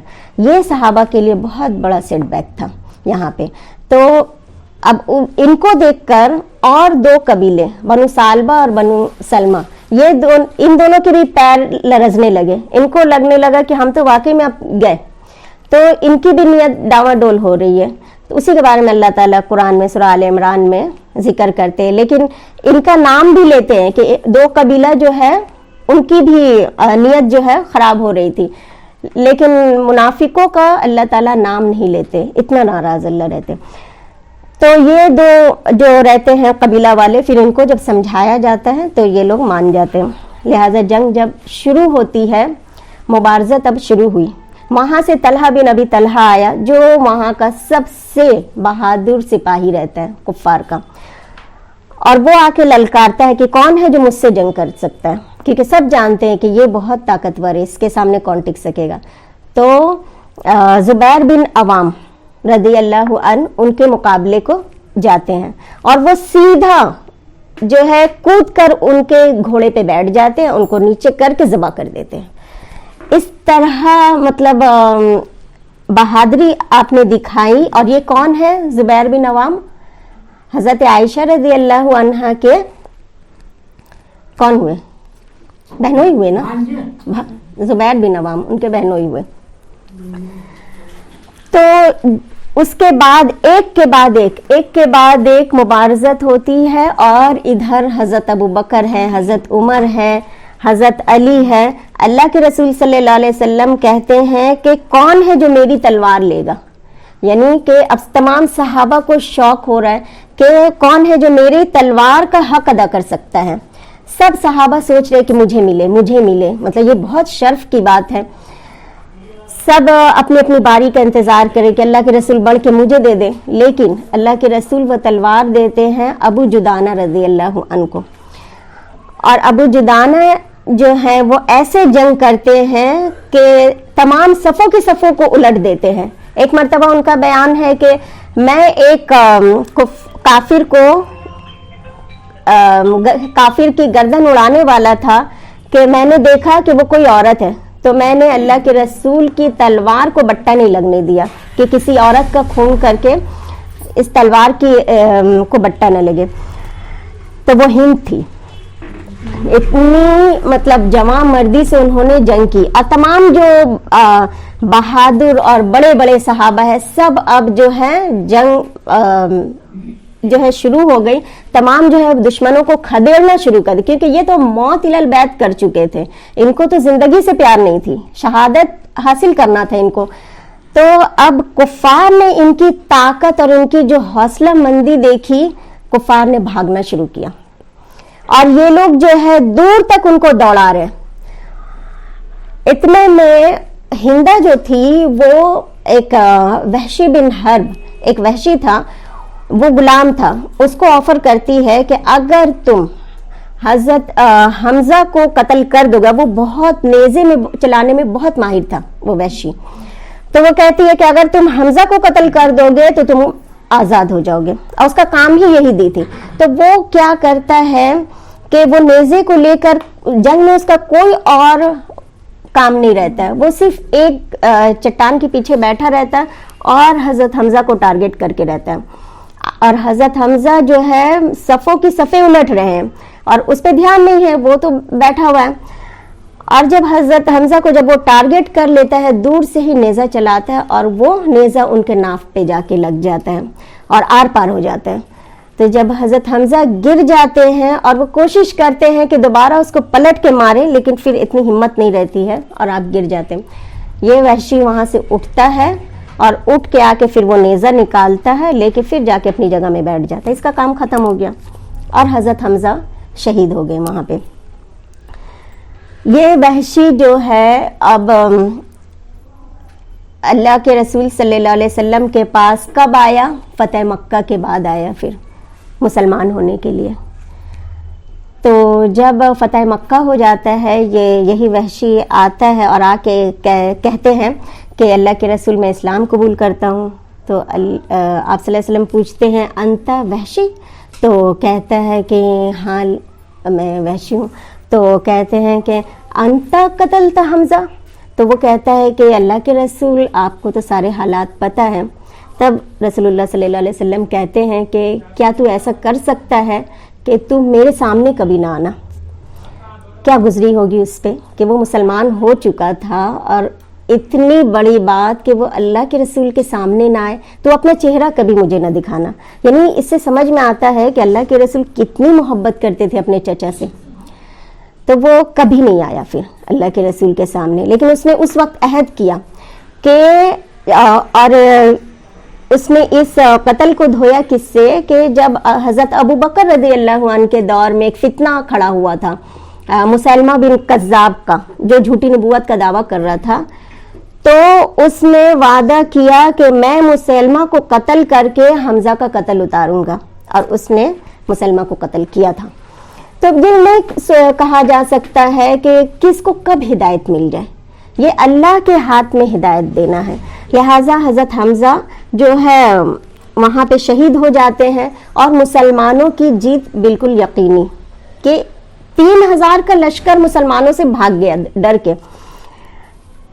تو ان میں جو ہے اب صحابہ نے دیکھا کہ مسلمانوں کی جیت ہو رہی ہے تو مال غنیمت جو ہے بٹورنا شروع کر دیا. اب درے پہ جو مسلمانوں کو اللہ کے رسول نے تعینات کیا تھا کہ آپ کو درہ نہیں چھوڑنا ہے, اور خالد بن ولید جو ہے بار بار اس درے کا چکر لگا رہے کہ یہ اگر خالی ہو تو یہاں سے میں حملہ کر دوں, لیکن تیر کی بوچھاڑ ہو رہی ہے تو وہاں سے بھاگ جا رہے. 2 بار ایسے ہی ہوا. جب اوپر کے درہ سے جو مسلمان صحابیوں نے دیکھا کہ نیچے ان لوگ جو ہے مال غنیمت لوٹ رہے, تو انہوں نے کہا کہ ہم بھی اس میں شامل ہو جاتے ہیں کہ ہم یہاں پہ رہیں گے, باقی سب لوٹ لیں گے. تو حضرت عبداللہ بن جبیر کہتے کہ دیکھو ایسا مت کرو, اللہ کے رسول نے سختی سے منع کیا کہ ہم اگر ہارتے بھی رہے جو بھی حال ہو درہ نہیں چھوڑنا ہے. انہوں نے کہا کہ وہ تو ہار کی حالت میں کہا تھا, اب تو ہم جیت رہے. لہٰذا عبداللہ بن جبیر کی بات نہیں مانتے اور وہ لوگ درہ چھوڑ کے 35 جو تیر انداز ہوتے ہیں وہ نیچے آ جاتے ہیں مال غنیمت لوٹنے کے لیے. اتنے میں خالد بن ولید کی جو عقابی نظر ہے وہ پڑ جاتی ہے درہ پہ.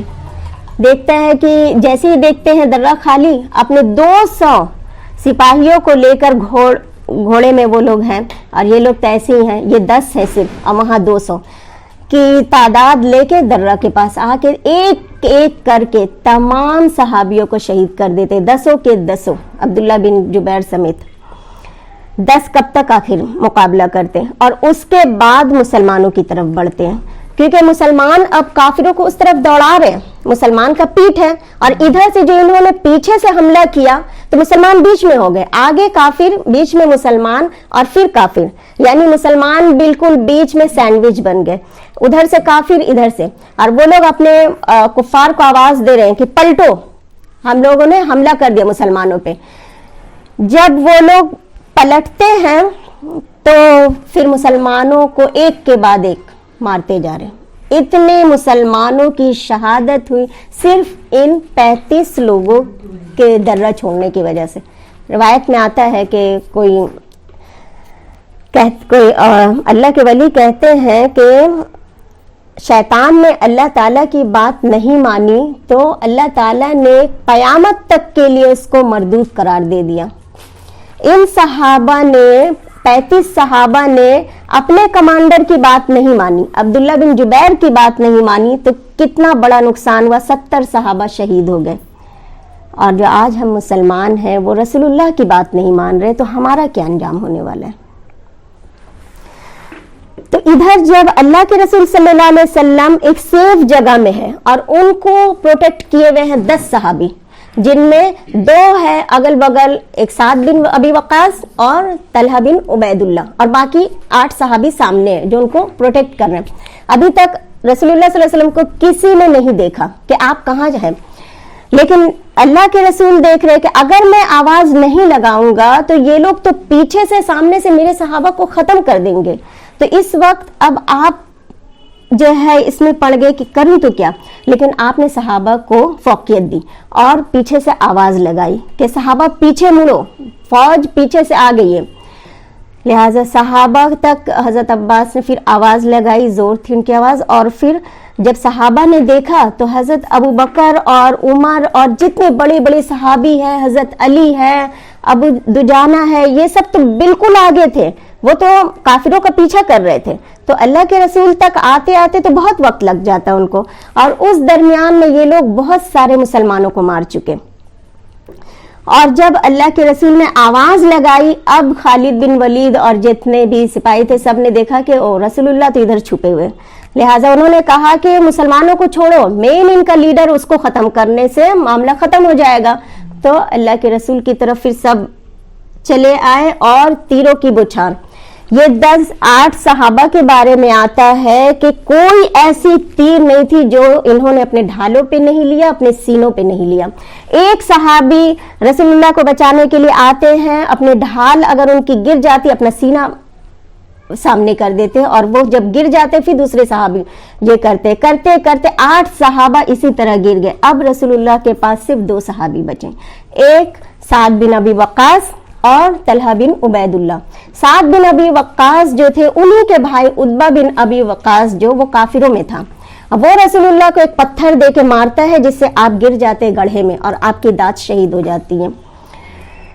تو اس وقت اللہ کے رسول سعد بن ابی وقاص کو اپنی کمان دیتے ہیں, اور اس طرح انہوں نے جنگ لڑی کہ اللہ کے رسول کہتے ہیں کہ سعد تیر چلا میرے ماں باپ تجھ پہ قربان. یعنی یہ جو جملہ ہے اللہ کے رسول نے کسی سے نہیں کہی جو سعد سے کہی, اور سعد اتنی جواں مردی سے لڑ رہے تھے کہ تمام تیروں کو اپنی ڈھالوں میں روکے. 35 زخم آ گئے, 70 زخم آ گئے, لیکن وہ لوگ جو ہے اللہ کے رسول کو بالکل پروٹیکٹ کر رہے تھے. اتنے میں ابی بن خلف نام کا ایک کافر آتا ہے اور وہ کہتا ہے کہ یا تو آج محمد رہے گا یا پھر میں رہوں گا, کہہ کے وہ اللہ کے رسول کے کندھے پہ تلوار سے وار کرتا ہے, جس سے آپ کو اتنی ضرب لگتی ہے, لیکن کٹتا اس لیے نہیں ہے کہ 2 زریں پہن رکھی تھی آپ نے. وہ تکلیف آپ 1 مہینہ تک برداشت, مطلب آپ کو تکلیف ہوتی رہتی ہے. تو اللہ کے رسول کیا کرتے, ایک نیزہ لیتے ہیں, اور وہ جو رہتا ہے ابی بن خلف وہ پورا ڈھکا ہوا ہے پورا زرہ سے, اس کے گردن کے پاس ایک ہلکا سا تھوڑی سی جگہ خالی تھی, نیزہ سے اللہ کے رسول نے بس ایسے کیا, اسکریچ لگا اور کچھ نہیں, یعنی چمڑا پورا کٹا بھی نہیں, اور وہ ایسے تکلیف میں مبتلا ہوا کہ اس کا خون بند نہیں ہوتا تھا, اور وہ اپنے کیمپ میں چلا جاتا ہے اور کہتا ہے کہ محمد نے مجھے قتل کر دیا. تو لوگ کہتے ہیں دیکھو قتل, زخمی تو وہ لوگ جس کے ہاتھ پیر کٹ چکے, مطلب ایسی حالت میں تم کو تو ہلکا سے مطلب خراش لگی یا تم اتنا عورتوں کی طرح رو رہے ہو. تو وہ کہتا ہے کہ مجھے جو تکلیف ہو رہی, اگر پورے حجاز کو بھی ایک تکلیف دے دی جائے تو سب درد سے مر جائے, اتنی مجھے تکلیف.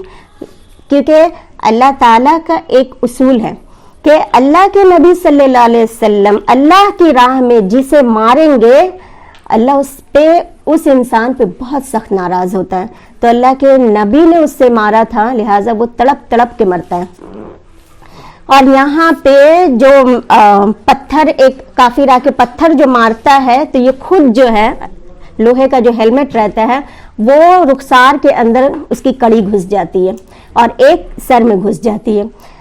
جب وہ طلحہ بن عبید اللہ اس کو نکالتے ہیں تو وہ کڑی ان کے اندر سے نکل نہیں رہی ہے, تو جب زور سے نکالتے ہیں تو ساتھ میں ان کا دانت بھی 2 دانت اور نکل جاتے ہیں اور خون کا فوارہ مارتا ہے. اس وقت اللہ کے رسول صلی اللہ علیہ وسلم گش کھا کے زمین میں گر جاتے ہیں اور جب ہوش آتا ہے تو کہتے ہیں کہ وہ قوم کیسے ہدایت پائے گی جو اپنے رسول کو کے چہروں کو لہو لہان کر دے. لیکن ساتھ پھر ان کو اپنی مطلب اس بات کی سختی کا احساس ہوتا ہے. پھر ساتھ میں کہتے ہیں اللہ کے رسول کہ اللہ تو انہیں معاف کر دے, یہ میری قوم ہے, ان کو معاف کر دے, یہ جانتے نہیں یہ کیا کر رہے ہیں. لیکن اللہ تعالیٰ پھر بھی اس بات کو بھی پکڑ لیتے ہیں اور اس کا تبصرہ قرآن میں کرتے ہیں کہ ہدایت کس کو ملے گی, ہدایت کی جو اتھارٹی ہے یہ اللہ کے ہاتھ میں ہے, یہ کوئی نہیں جانتا کس کو ہدایت مل جائے. تو اللہ کے رسول نے اس حال میں بھی جو یہ کہہ دیا کہ ان کو کیسے ہدایت ملے گی جو اپنے نبی کے چہرے کو لہو لہان کر رہا ہے, تو اللہ تعالیٰ نے نبی کو بھی نہیں چھوڑا اور اس کے بارے میں ذکر کر دیا قرآن میں کہ آپ یہ نہیں کہہ سکتے ہدایت کس کو ملے گی اور کس کو نہیں. کیونکہ آپ دیکھیے فتح مکہ کے بعد یہی ابو سفیان ہے, یہی خالد بن ولید ہے, ہندا ہے, ان سارے لوگوں نے, کفار نے اسلام قبول کر لیا تھا. تو یہ اللہ کے اختیار میں ہے. تو اس وقت پھر اللہ کے رسول جو ہے کسی طرح وہ سب سے پہلے تمام کفار کو چیرتے ہوئے جو اللہ کے رسول کے پاس پہنچتے ہیں وہ حضرت ابو بکر رضی اللہ عنہ رہتے ہیں. آپ قریب آئیں, پھر اور صحابہ پھر کسی طرح جنگ کو یہ کرتے کرتے جب اللہ کے رسول کے قریب آتے ہیں, آپ کہتے ہیں کہ ہم لوگوں کو پہاڑی کے اوپر چڑھنا چاہیے کیونکہ مسلمان کم ہے, ان کو پوری طرح وہ لوگ یہ کر دیں گے. تو آہستہ آہستہ کر کے تکلیف سے آپ چل نہیں سک رہے تھے, کسی طرح سے گھسیٹ کے آپ کو پھر پہاڑی کے اوپر لے جایا جاتا ہے. اور اس درمیان میں 70 صحابہ شہید ہو جاتے ہیں اور مصعب بن عمیر جن کے ہاتھ میں جھنڈا رہتا ہے وہ شہید کر دیے جاتے ہیں. اور مصعب بن عمیر جو رہتے ہیں نا, ان کا جو چہرہ رہتا ہے وہ رسول اللہ صلی اللہ علیہ وسلم سے بہت ملتا جلتا رہتا ہے. تو جب وہ شہید ہوتے ہیں تو اب تمام صحابہ میں یہ شور ہو جاتا ہے کہ رسول اللہ شہید ہو گئے. جب یہ شور ہو گیا کہ رسول اللہ شہید ہو گئے, اب 3 گروہ بن گیا صحابہ کا. ایک گروہ نے کیا کیا, وہ بالکل ہمت ہار کے بیٹھ گئے کہ اب جنگ کر کے کیا فائدہ جب ہمارے نبی نہیں رہے. ان میں حضرت عمر بھی ہے. ایک گروہ نے کہا کہ جب رسول اللہ اس راہ میں اللہ کے دین کو غالب کرنے کے لیے شہید ہو گئے تو ہم زندہ رہ کے کیا کریں گے, لہٰذا ہم اور جنگ کریں گے. لہٰذا وہ لوگ جنگ میں اور کود گئے.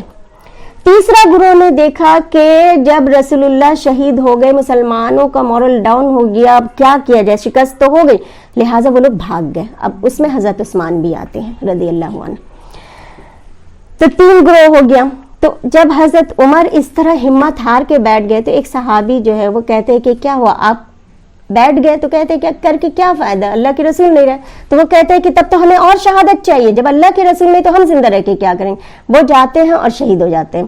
اسی طرح صحابہ جنگ لڑ رہے اور شہید ہو رہے, اور اللہ کے رسول کے ایک سیف مقام میں پھر یہ صحابہ, کچھ صحابہ جو ہے مل کے پہنچا دیتے ہیں. جب یہ لوگ دیکھتے, اور کفار کی اتنی بڑی جو لشکر رہتی ہے نا, ان سے ایک غلطی یہ ہوتی ہے, یہ لوگ کیا کرتے ہیں, کیونکہ بدر کا انتقام لینا ہے ان کو, اور یہ لوگ مسلمانوں کا مسئلہ کرنے میں مطلب بزی ہو گئے. ہندا کیا کرتی ہے, آ کر حضرت عمر کا پیٹ چاک کرتی ہے اور ان کا اندر سے کلیجہ نکالتی ہے اور اس کو چبانے کی کوشش کرتی ہے. اور جب نگل ہندا, حضرت حمزہ, میں نے کیا کہا, نعوذ باللہ, تو حضرت حمزہ کا کلیجہ چبانے کی کوشش کرتی ہے اور جب نہیں نگل پاتی ہے تو پھینک دیتی ہے. اور پھر آپ کا ناک کاٹتی ہے, کان کاٹتی ہے اور کاٹ کر ہار بناتی ہے اور اس کو اپنے پیروں میں پہنتی ہے. تمام مسلمانوں کا اس طرح مسئلہ کیا جا رہا, تو اس میں یہ لوگ بزی ہو گئے اور رسول اللہ صلی اللہ علیہ وسلم وہاں پہنچ گئے. ان لوگوں نے دیکھا کہ اب ہم نے مسلمانوں کو پوری طرح ڈیفیٹ کر دیا, یہ ہار چکے. تو ابو سفیان کہتا ہے کہ لگتا ہے محمد صلی اللہ علیہ وسلم تو قتل ہو گئے. تو آواز دیتا ہے کہ کیا محمد ہے؟ تو اللہ کے رسول کہتے ہیں حضرت عمر کو کہ خاموش رہو, آواز مت لگاؤ. جب ان لوگ مل جاتے ہیں اور تو ان کو کہتے ہیں کہ آواز مت لگانا, تو وہ سوچتا ہے کہ نہیں وہ قتل ہو گئے. پھر کہتا ہے کہ کیا ابو قحافہ کے بیٹے ابو بکر ہیں, تو پھر ان لوگ کوئی آواز نہیں دیتے. اس کے بعد کہتا ہے کہ کیا عمر ہے, پھر کوئی آواز نہیں آتی ہے. تب یہ لوگ کہتا ہے کہ ہم نے مین 3 جو بڑے بڑے تھے ان کو ہم نے قتل کر دیا. تو زور سے نعرہ لگاتا ہے اول الحبل, یعنی حبل کی جے ہو. تو اللہ کے رسول اب کہتے ہیں کہ اب جواب دو, کہو کہ اللہ عز وجل, اللہ ہے اعلیٰ و برتر. تو یہ کہتا ہے ابو سفیان کہ ہمارے لیے عزا ہے اور تمہارے لیے کوئی عزا نہیں ہے. تو اس وقت اللہ کے رسول کہتے ہیں کہ ان سے کہو اللہ مولانا ولا مولا لکم, کہ اللہ ہمارا مولا ہے, تمہارا کوئی مولا نہیں ہے. تو کہتا ہے کہ اچھا, اب ہم نے بدر کا بدلہ برابر کر دیا, ہمارے 70 یہ ہوئے تھے, قتل ہوئے تھے, ہم نے بھی تمہارے لوگوں کو قتل کر دیا. تو حضرت عمر کہتے ہیں کہ برابر کہاں ہوا, ہمارے جو مقتولین ہیں وہ تو جنت میں ہے اور تمہارے تو جہنم میں ہے, تو یہ برابری کا کہاں سے ہوا حساب. تو وہ کہتا ہے کہ ٹھیک ہے, ہم اگلے سال پھر جو ہے بدر کے مقام پر آئیں گے اور تم سب تیار رہنا. تو اللہ کے رسول کہتے ہیں کہ ان کو کہو کہ ایکسیپٹ ہے, ہم لوگ اگلے سال آئیں گے لڑنے کے لیے. اور یہ لوگ چلا جاتا ہے. اتنے میں اللہ کے رسول صلی اللہ علیہ وسلم کی حالت جو ہے خون بہنے کی وجہ سے بہت نازک ہو جاتی ہے. تو حضرت فاطمہ رضی اللہ عنہا, چونکہ جیسے ہی شکست کی خبر ہوتی ہے تو تمام عورتیں مدینہ سے نکل کے آ جاتی ہے احد میں. اور حضرت فاطمہ کو اللہ تعالیٰ نے کیا غیب سے علم دیا کہ وہ آتی ہے اور پھر چٹائی کو جلاتی ہے اور جلا کر راکھ کو پورے اللہ کے رسول کے چہرے پہ لگا دیتی ہے, تب خون بند ہوتا ہے. اور اس طرح یہ جو ہے مسلمان یہاں پہ ہیں. تو اس میں جو ہے احد کے میدان میں مسلمانوں کو پوری طرح سے ہم نہیں کہہ سکتے کہ شکست ہوئی. ہم یہ کہہ سکتے ہیں کہ مسلمانوں کے ہاتھوں میں جو فتح آ رہی تھی, جب یہ جیت رہے تھے, وہ فتح جاتی رہی, لیکن شکست نہیں کہہ سکتے. کیونکہ مسلمان, ہاں جانی نقصان تو بہت زیادہ ہوا مسلمانوں کا, کیونکہ ان کے صرف 22 مرے اور صحابہ کے 70 شہید ہو گئے اور 70 سے زیادہ جو ہے زخمی ہو گئے, بالکل نازک حالت میں.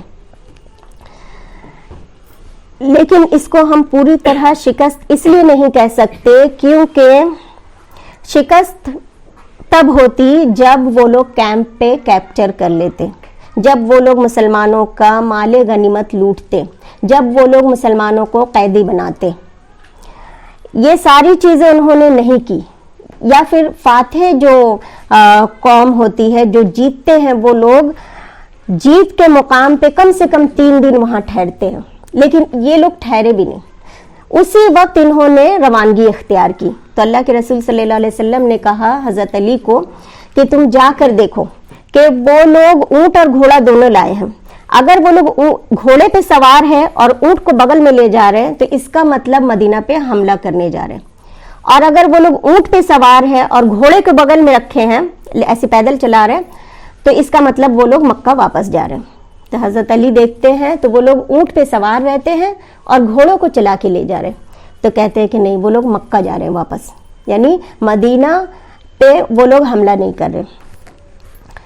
تو یہاں پہ اللہ کے رسول پھر اس رات, اب جب جتنے بھی شہداء رہتے ہیں سب کو سب کے گھر والے آ جاتے ہیں روتے پیٹتے, کیونکہ بالکل مدینہ تو بغل ہی میں ایک دم ہے, سب کو پتہ چلتا ہے. ان میں جو ہے ایک صحابی رہتے ہیں عمرو بن جمح رضی اللہ عنہ, تو ان کے جو گھر والے رہتے وہ شہید ہو جاتے ہیں اور وہ لنگڑے صحابی رہتے ہیں. تو جب ان کو اونٹ پہ لاد کے لے جا رہی ہے گھر, تو وہ اونٹ وہاں بیٹھ جاتی ہے اور اٹھنے کا نام ہی نہیں لیتی, اس کو اٹھایا جاتا ہے. تو اللہ کے رسول پوچھتے ہیں کہ اس نے کچھ کہا تھا, اس کی بیوی سے پوچھتے ہیں کہ اس نے گھر سے نکلتے وقت کچھ کہا تھا. تو وہ کہتی ہے کہ انہوں نے کہا تھا کہ اگر میں شہید, اللہ مجھے واپس اپنے گھر والوں سے مت ملانا, یعنی میں شہید ہو جاؤں، اس لیے یہ اٹھنی جو ہے یہیں پہ بیٹھ گئی۔ تو یہ جو لنگڑے صحابی تھے اللہ کے رسول کے پاس آتے اور کہتے ہیں کہ مجھے جنگ کی اجازت دیجیے، تو اللہ کے رسول کہتے ہیں کہ تمہارے اوپر کوئی پابندی نہیں ہے کہ تم معذور ہو، تو اللہ تعالیٰ تم سے کوئی پوچھ نہیں کرے گا۔ تو وہ کہتے ہیں کہ نہیں اللہ کے رسول، میں چاہتا ہوں کہ میں اسی لنگڑاتے پیر سے جنت میں ٹہلوں۔ تو پھر ان کا شوق دیکھ کے آپ اجازت دیتے ہیں۔ تو تمام شہداء کو جو ہے تدفین کرتے ہیں، تدفین کے بعد شہداء کو تو نہلایا نہیں جاتا ہے، ان کو جس حال میں وہ رہتے ہیں ان کو اسی حال میں دفن کیا جاتا ہے۔ تو حضرت حنظلہ جو رہتے ہیں رضی اللہ عنہ، وہ کس کے بیٹے رہتے ہیں؟ ابو عامر راہب کے۔ وہ کون رہتا ہے؟ وہ یہودیوں کا بہت بڑا عالم رہتا ہے۔ تو وہی آ کے جو ہے دشمنوں صحابہ کو کہتا ہے کہ اوس والوں دیکھو میں ہوں ابو عامر، تو وہ سوچتا ہے کہ یہ سب صحابہ جو میرے طرف آ جائیں گے تو سب اور ان کو جو ہے الٹا پلٹا بولتے ہیں۔ تو یہ جو ابو عامر راہب جو کافر رہتا ہے اس کے بیٹے حنظلہ رہتے ہیں۔ تو حنظلہ کی بیوی آتی ہے اور آ کے کہتی ہے کہ اللہ کے رسول، حنظلہ نے کہا تھا کہ اگر میں شہید ہو جاؤں تو مجھے غسل دینے کے لیے۔ تو کہتے ہیں کیوں؟ تو وہ بتاتی ہیں کہ جیسے ہی جنگ کا اعلان ہوا، حنظلہ کی ایک دن پہلے شادی ہوئی تھی اور وہ اپنی بیوی کے پاس تھے۔ جنگ کا اعلان ہوتا ہے تو وہ اتنا وقت بھی نہیں لگاتے ہیں کہ وہ نہا لیتے، وہ غسل کر لیتے، بلکہ اعلان وہ ساتھ ساتھ نکل جاتا ہے، کہہ کے نکلتے ہیں کہ اگر میں شہید ہو جاؤں تو کہنا کہ مجھے غسل دے دینے کے لیے۔ تو اللہ کے رسول کہتے ہیں کہ حنظلہ کو فرشتوں نے غسل دے دیا۔ جا کے دیکھا جاتا ہے تو حنظلہ ایک اونچے مقام پہ ہیں لیٹے ہوئے اور ان کے بالوں سے پانی ٹپک رہا ہے۔ تو اللہ کے رسول کہتے ہیں کہ ان کو فرشتوں نے بادلوں سے پانی لے کر ان کو غسل دے دیا، تو اسی لیے ان کا نام پڑ جاتا ہے غسیل الملائک، جن کو فرشتوں نے نہلایا۔ جب آپ آ رہے ہیں تو حنہ بنت جہش راستے میں ملتی ہیں۔ حنہ بنت جہش کون ہے؟ زینب بنت جہش کی بڑی بہن ہے۔ تو ان کو خبر دی جاتی ہے کہ آپ کے بھائی جو ہے عبداللہ بن جہش وہ شہید ہو گئے۔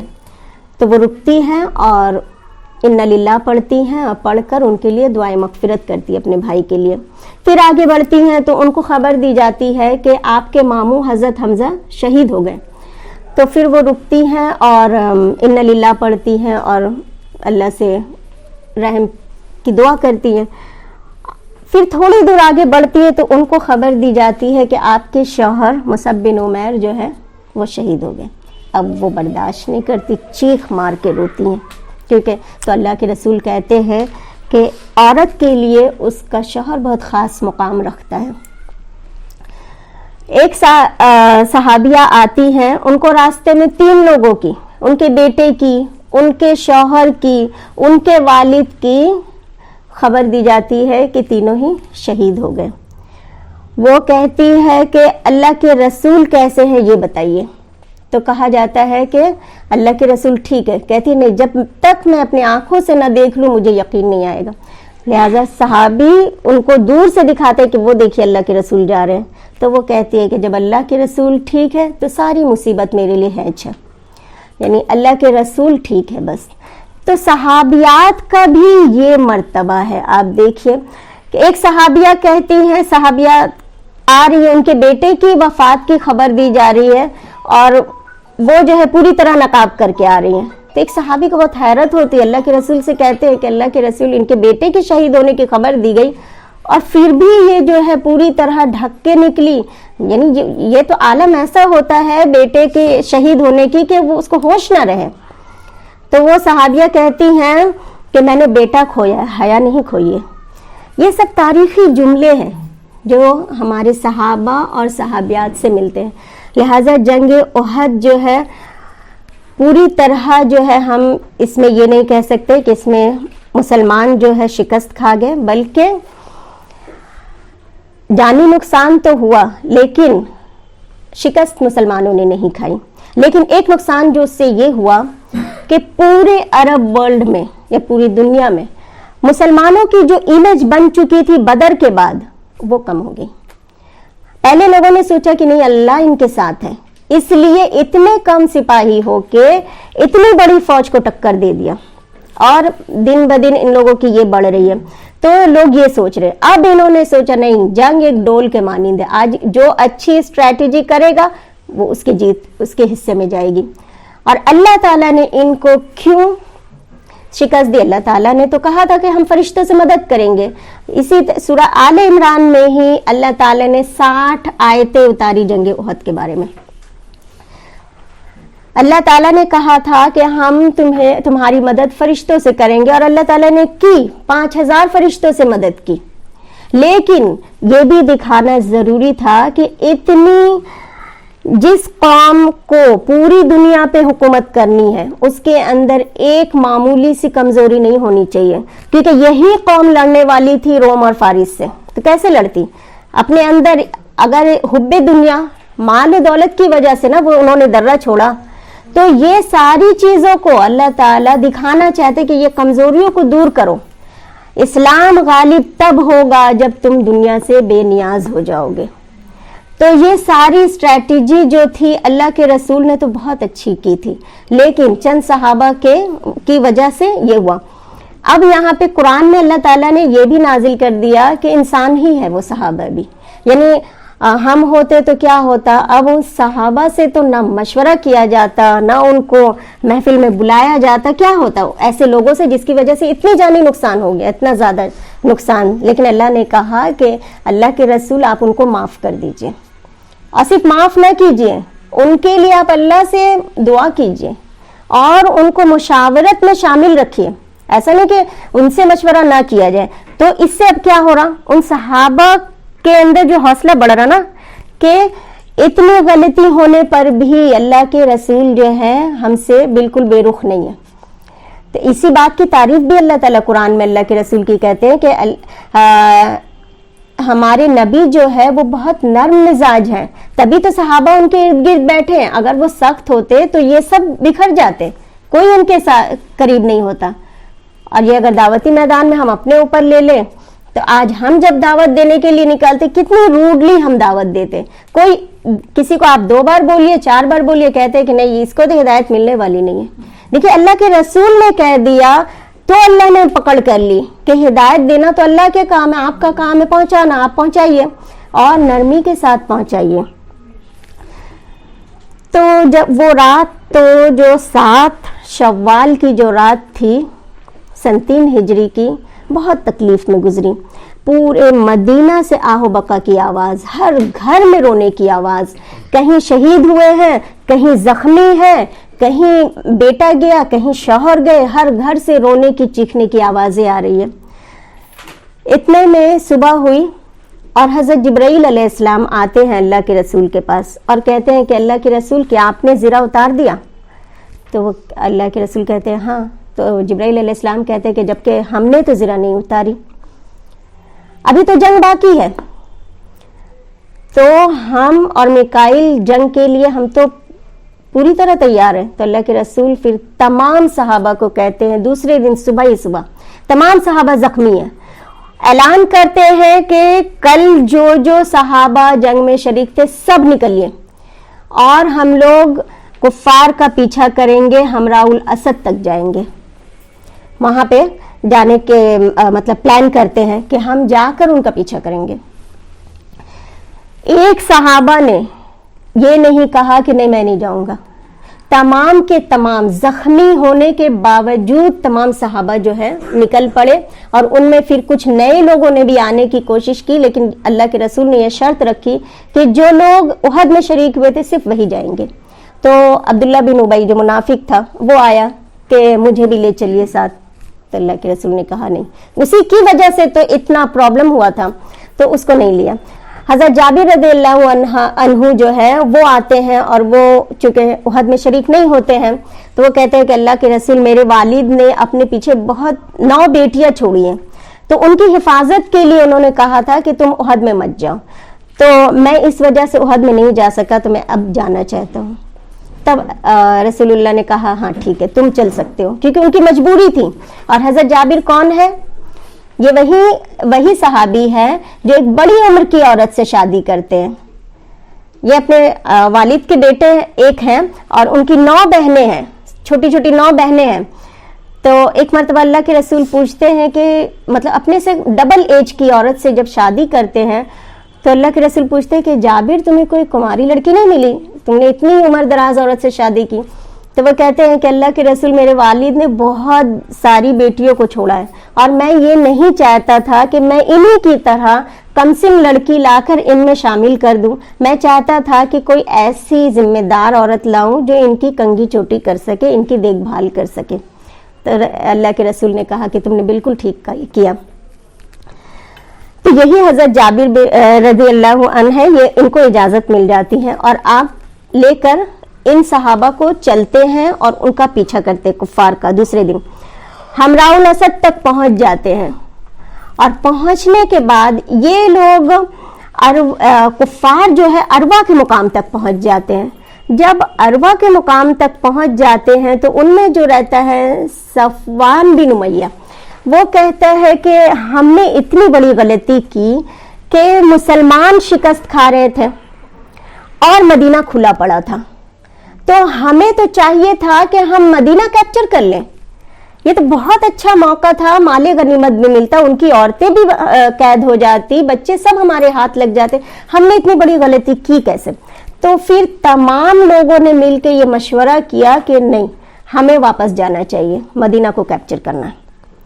لہٰذا یہ لوگ پلاننگ کر رہے, اور اللہ کے رسول کی سکس سینس دیکھیے, انہوں نے پہلے ہی سمجھ لیا کہ یہ جو بڑے بڑے لیڈر ہیں, وہ لوگ بھی کم نہیں تھے, تو ان کو اپنی غلطی کا احساس تو ضرور ہوگا کہ مدینہ تو کھلا پڑا تھا, ہم نے کیوں نہیں حملہ کیا, تو وہ لوگ پلٹ کر ضرور آئیں گے مدینہ پہ حملہ کرنے کے لیے.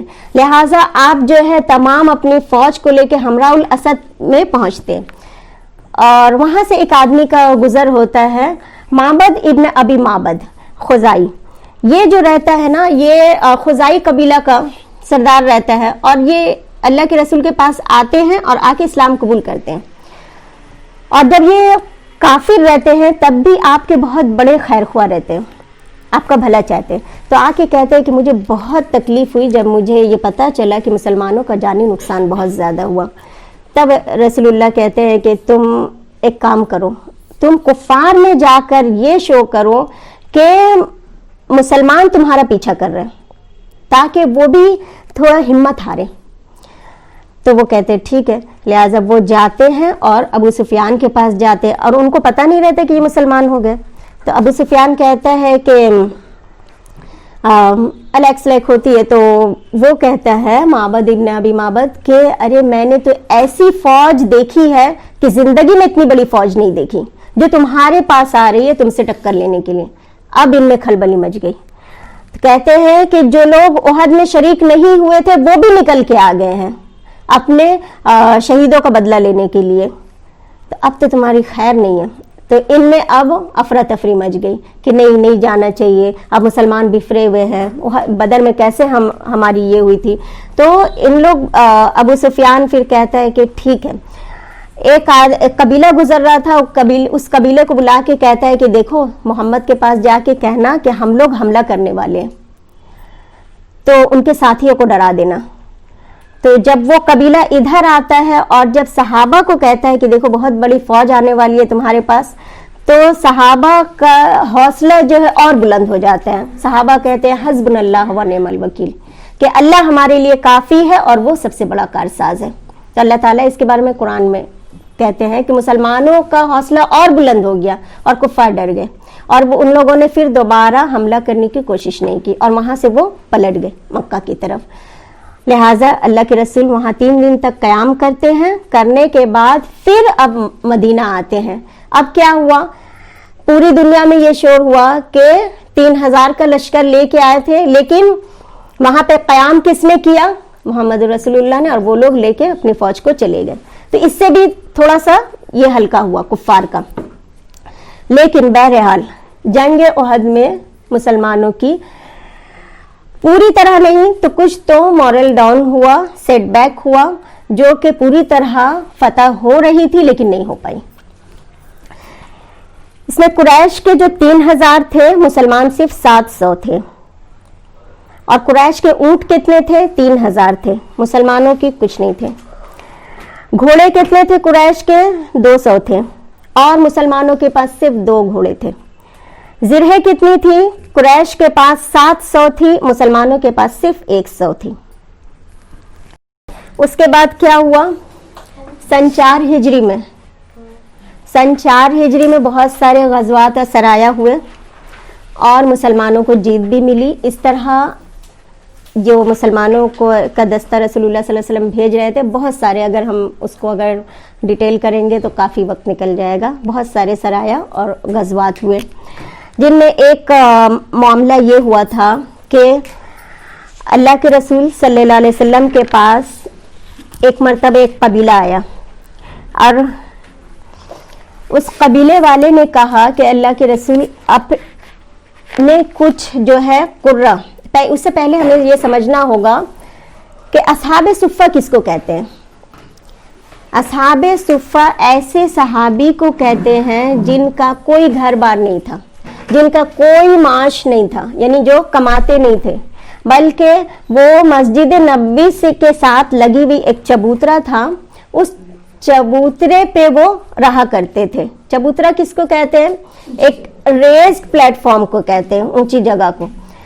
तो वहां पे वो असहाबे सुफ़ा रहते थे और इनकी तादाद आती है 300 से 400 के लगभग। तो इनका काम ये होता था कि ये इल्म को सीखने के बहुत शौकीन थे, इल्म को सीखते और सिखाते थे और जब अल्लाह के रसूल के पास वही आती तो उनको लिख लिया करते थे। जब रसूलुल्लाह को आर्मी की ज़रूरत होती तो स्टैंडिंग आर्मी का भी काम करते, जब रसूलुल्लाह को घर के कामों में मदद की ज़रूरत होती तो वो भी मदद कर दिया करते। यानी ये जो असहाबे सुफ़ा ये खालिस अल्लाह के रसूल सल्लल्लाहु अलैहि वसल्लम के हाथों के तरबियत याफ्ता सहाबा थे। हर तरह की तालीम हर वक्त रसूलुल्लाह से लेते रहते थे और इन्हीं में हज़रत अबू हुरैरा है, अब्दुल्ला बिन मसूद हैं, अबू ज़र हैं, बहुत सारे सहाबा हैं जो असहाबे सुफ़ा थे। तो एक मर्तबा एक कबीला अज़ल और अलकारा कबीले वाले मदीने आए और आप सल्लल्लाहु अलैहि वसल्लम से दरख्वास्त की कि उनमें जो है इस्लाम की रग़बत हो रही है, तो लिहाजा आप जो है कुछ लोगों को कुरान पढ़ाने के लिए उनके साथ भेज दीजिए। तो ये बुखारी शरीफ की हदीस है कि आप सल्लल्लाहु अलैहि वसल्लम ने अपने 10 असहाबे सुफ़ा को, 10 सहाबा को उनके साथ भेज दिया और जब वो एक इनको लेकर जा रहे हैं तो उनके पीछे जो है 100 तीरंदाजों को लगा दिया इन्होंने और रजी के मुकाम पे जब पहुंचते हैं तो उनमें से 8 सहाबा को उसी वक्त ख़त्म कर देते हैं। यानी इतने बड़े बड़े कारियों को भेजते हैं, उलमा को भेजते हैं और उनमें से 8 को उसी वक्त शहीद कर देते हैं और 2 सहाबा उनको गिरफ्तार कर लेते हैं। 2 सहाबा में एक रहते हैं हज़रत खुबैब रदी अल्लाह अन्हु और एक ज़ैद रदी अल्लाह अन्हु रहते हैं। तो ये 2 सहाबा को गिरफ्तार करके क्या करते हैं? मक्का ले जाके बेच देते हैं। इन 2 सहाबा के हाथों से बहुत सारे कुरैश के जो सरदार रहते हैं वो कत्ल होते हैं। तो वो लोग जो है अपना बदला लेना चाहते हैं तो इन 2 सहाबा को वहां बेच देते हैं। तो हज़रत खुबैब के बारे में आता है कि उनको जो है कैद करके ये लोग रखते हैं और जिसने खरीदा उनके वालिद को, उसका जो काफिर था उसको हज़रत खुबैब कत्ल करते हैं। तो उसका बेटा जो है उसको हज़रत खुबैब रज़ी अल्लाह अन्हु को ख़रीद लेता है और ख़रीद कर ऐलान करता है पूरे मक्के में कि फ़ला दिन, जैसे मेला लगता है ना, लोग आते हैं, फ़ला दिन जो है मौत का नज़ारा देखने के लिए सब आओ। तो काफ़ी लंबी वाक़या है। तो सारे लोग जो है जमा होते हैं और हज़रत खुबैब रज़ी अल्लाह अन्हु को उस दिन वो लोग शहीद करेंगे।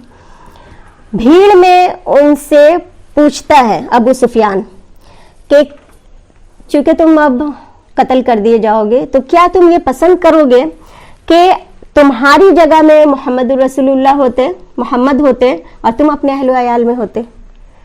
تو حضرت خبیب کہتے ہیں کہ واللہ مجھے یہ بھی پسند نہیں کہ میں اپنے اہل و عیال میں رہوں اور محمد صلی اللہ علیہ وسلم اپنے گھر میں رہتے ہوئے ان کے پیروں میں کانٹا بھی چبھے، مجھے یہ بھی پسند نہیں ہے۔ تو وہ کہتے ہیں کہ ٹھیک ہے، تمہیں اس موت سے آزادی مل سکتی ہے اگر تم کفر کر لو تو حضرت خبیب کہتے ہیں کہ مجھے صرف 2 رکعت نماز پڑھنے کی اجازت دو۔ وہ 2 رکعت نماز پڑھتے ہیں اور روایت میں آتا ہے کہ انہی سے شروعات ہوتی ہے کہ موت کے وقت 2 رکعت نماز کی جو یہ ہے ان سے شروع ہوتی ہے۔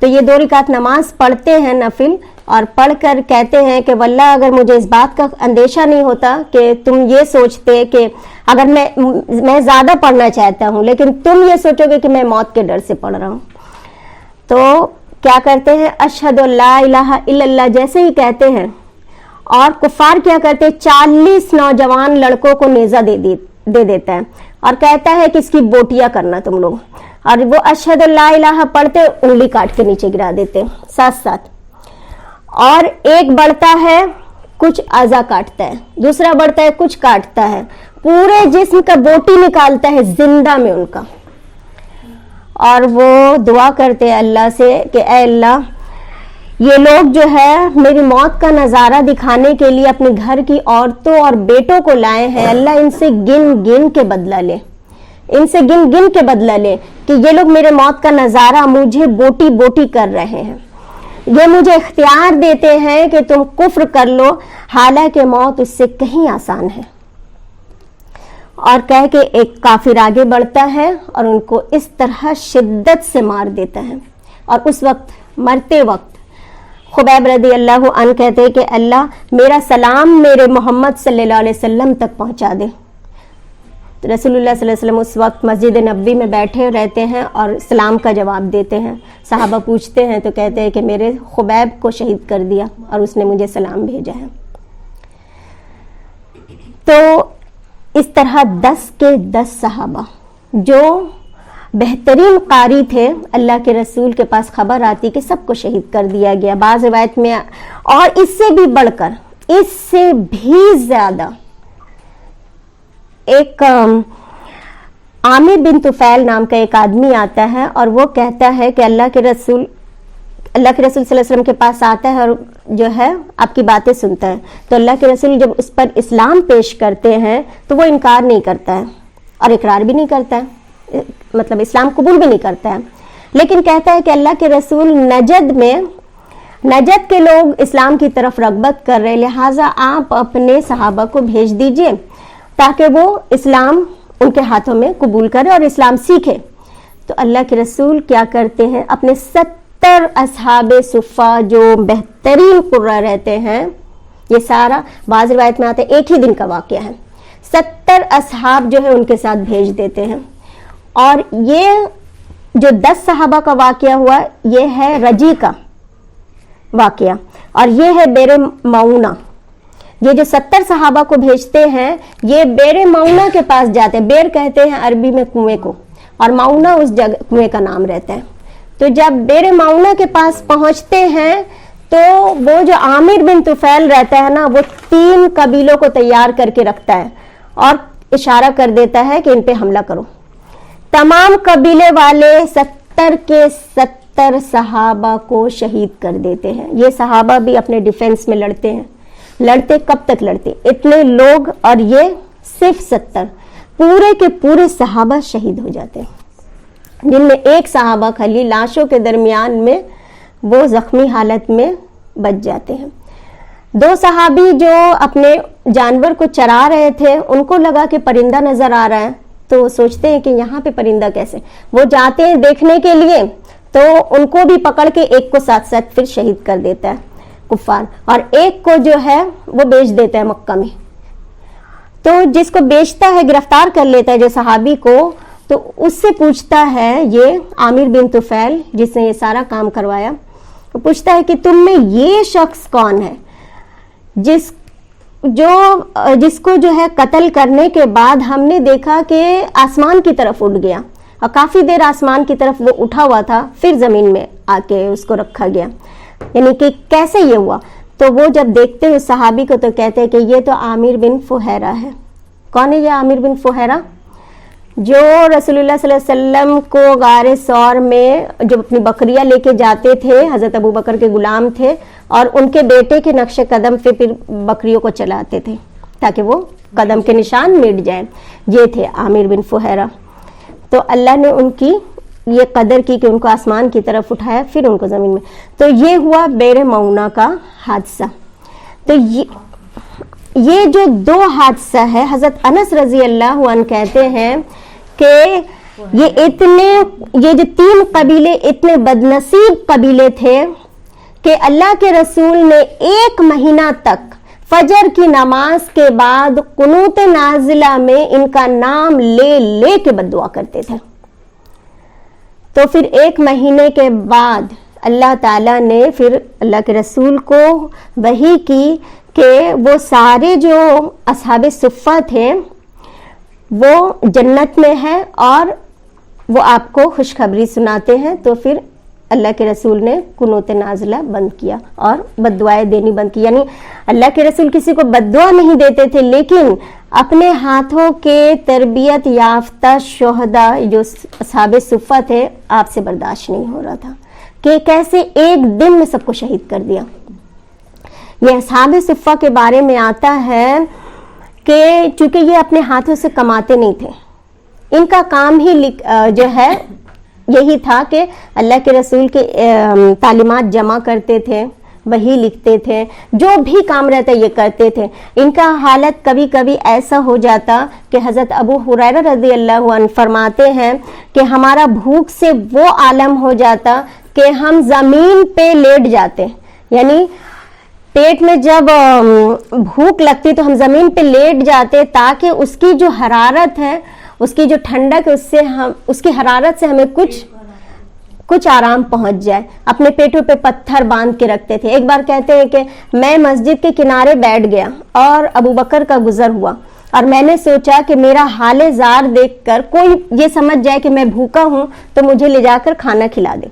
حضرت ابو بکر آئے تو انہوں نے کہا کہ اب یہ لوگ تو ایسے لپٹ لپٹ کے مانگنے والے نہیں تھے، جس کے بارے میں قرآن میں بھی اللہ تعالیٰ کہتے ہیں کہ یہ وہ لوگ ہیں جو لوگوں سے لپٹ لپٹ کر نہیں مانگتے، ان کے چہروں سے آپ پہچان جائیں گے. تو حضرت ابو بکر جب قریب آتے تو ان سے قرآن کی ایک آیت پوچھ لیتے ہیں اس کا مسئلہ، اور حضرت ابو بکر سوچتے ہیں کہ ان کو مسئلہ ہی پوچھنا ہے تو وہ قرآن کے بارے میں بتا کے چلے جاتے ہیں. جبکہ یہ کہتے ہیں کہ قرآن کے بارے میں مجھے تو بہت علم تھا، میں تو جانتا تھا، لیکن میں نے اس لیے پوچھا کہ وہ میرا حال زار سمجھ جائے. حضرت عمر آتے ہیں، انہوں نے کہا کہ یہی بات میں نے حضرت عمر سے بھی کہی کہ وہ مجھے پہچان جائے. حضرت عمر نے بھی وہ مسئلہ بتا دیا، قرآن کی آیت پوری بتا دی اور چلے گئے. اتنے میں جب رسول اللہ صلی اللہ علیہ وسلم انٹر کرتے ہیں تو ان کو دیکھ کے کہتے ہیں کہ ہریرہ بھوک لگی ہے، چلو میرے ساتھ. کہتے ہیں کہ رسول اللہ پہچان لیتے تھے کیونکہ آپ بھی بھوکے رہتے تھے. تو جب گھر جاتے ہیں تو اپنی ایک زوجہ کے پاس جا کر پوچھتے ہیں کہ گھر میں کچھ کھانے کو ہے؟ تو وہ کہتے ہیں کہ ہاں کسی نے ہدیہ بھیجا ہے، 1 پیالہ دودھ ہے. ہمارے یہاں اس کو کھانا نہیں کہا جائے گا، کہیں گے یہ تو پینے کی چیز ہے، دودھ کہاں ہے، یہ کھانے کی چیز کہاں. تو اللہ کے رسول نے کہا ٹھیک ہے وہ دودھ لاؤ.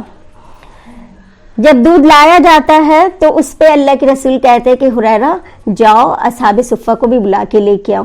تو وہ کہتے ہیں واللہ مجھے ایسا لگا کہ یہ پیالہ تو میرے لیے کافی نہیں پڑے گا، پھر میں اصحاب کو بلا کے لاؤں گا، پھر اللہ کے رسول مجھے ہی کہیں گے کہ لو تم ہی پلانا شروع کرو، تو پھر میرے تک پہنچتے پہنچتے کہاں باقی رہے گا. لیکن کیا سمعنا وطعنا، صحابہ کا تو یہی کام تھا. لہٰذا وہ جاتے اور کہتے کس دل سے کہا ہوگا، چلو اللہ کے رسول بلا رہے، تو لہٰذا سب آ جاتے ہیں اور آ کے کہتے ہیں اللہ کے رسول کے لو پلاؤ سب کو دودھ. وہ ایک ایک کو دیتے ہیں. یہ اللہ کے رسول کا معجزہ ہے کہ 70 اصحاب صفہ نے دودھ پی لیا اور دودھ پورا کا پورا ویسے ہی ہے. آپ کہتے ہیں ہریرہ تم پیو، آپ پی لیتے ہیں، پھر کہتے ہیں اور پیو، تو آپ اور پی لیتے ہیں، پھر کہتے ہیں اور پیو، کہتے ہیں کہ اللہ کے رسول اور گنجائش نہیں ہے.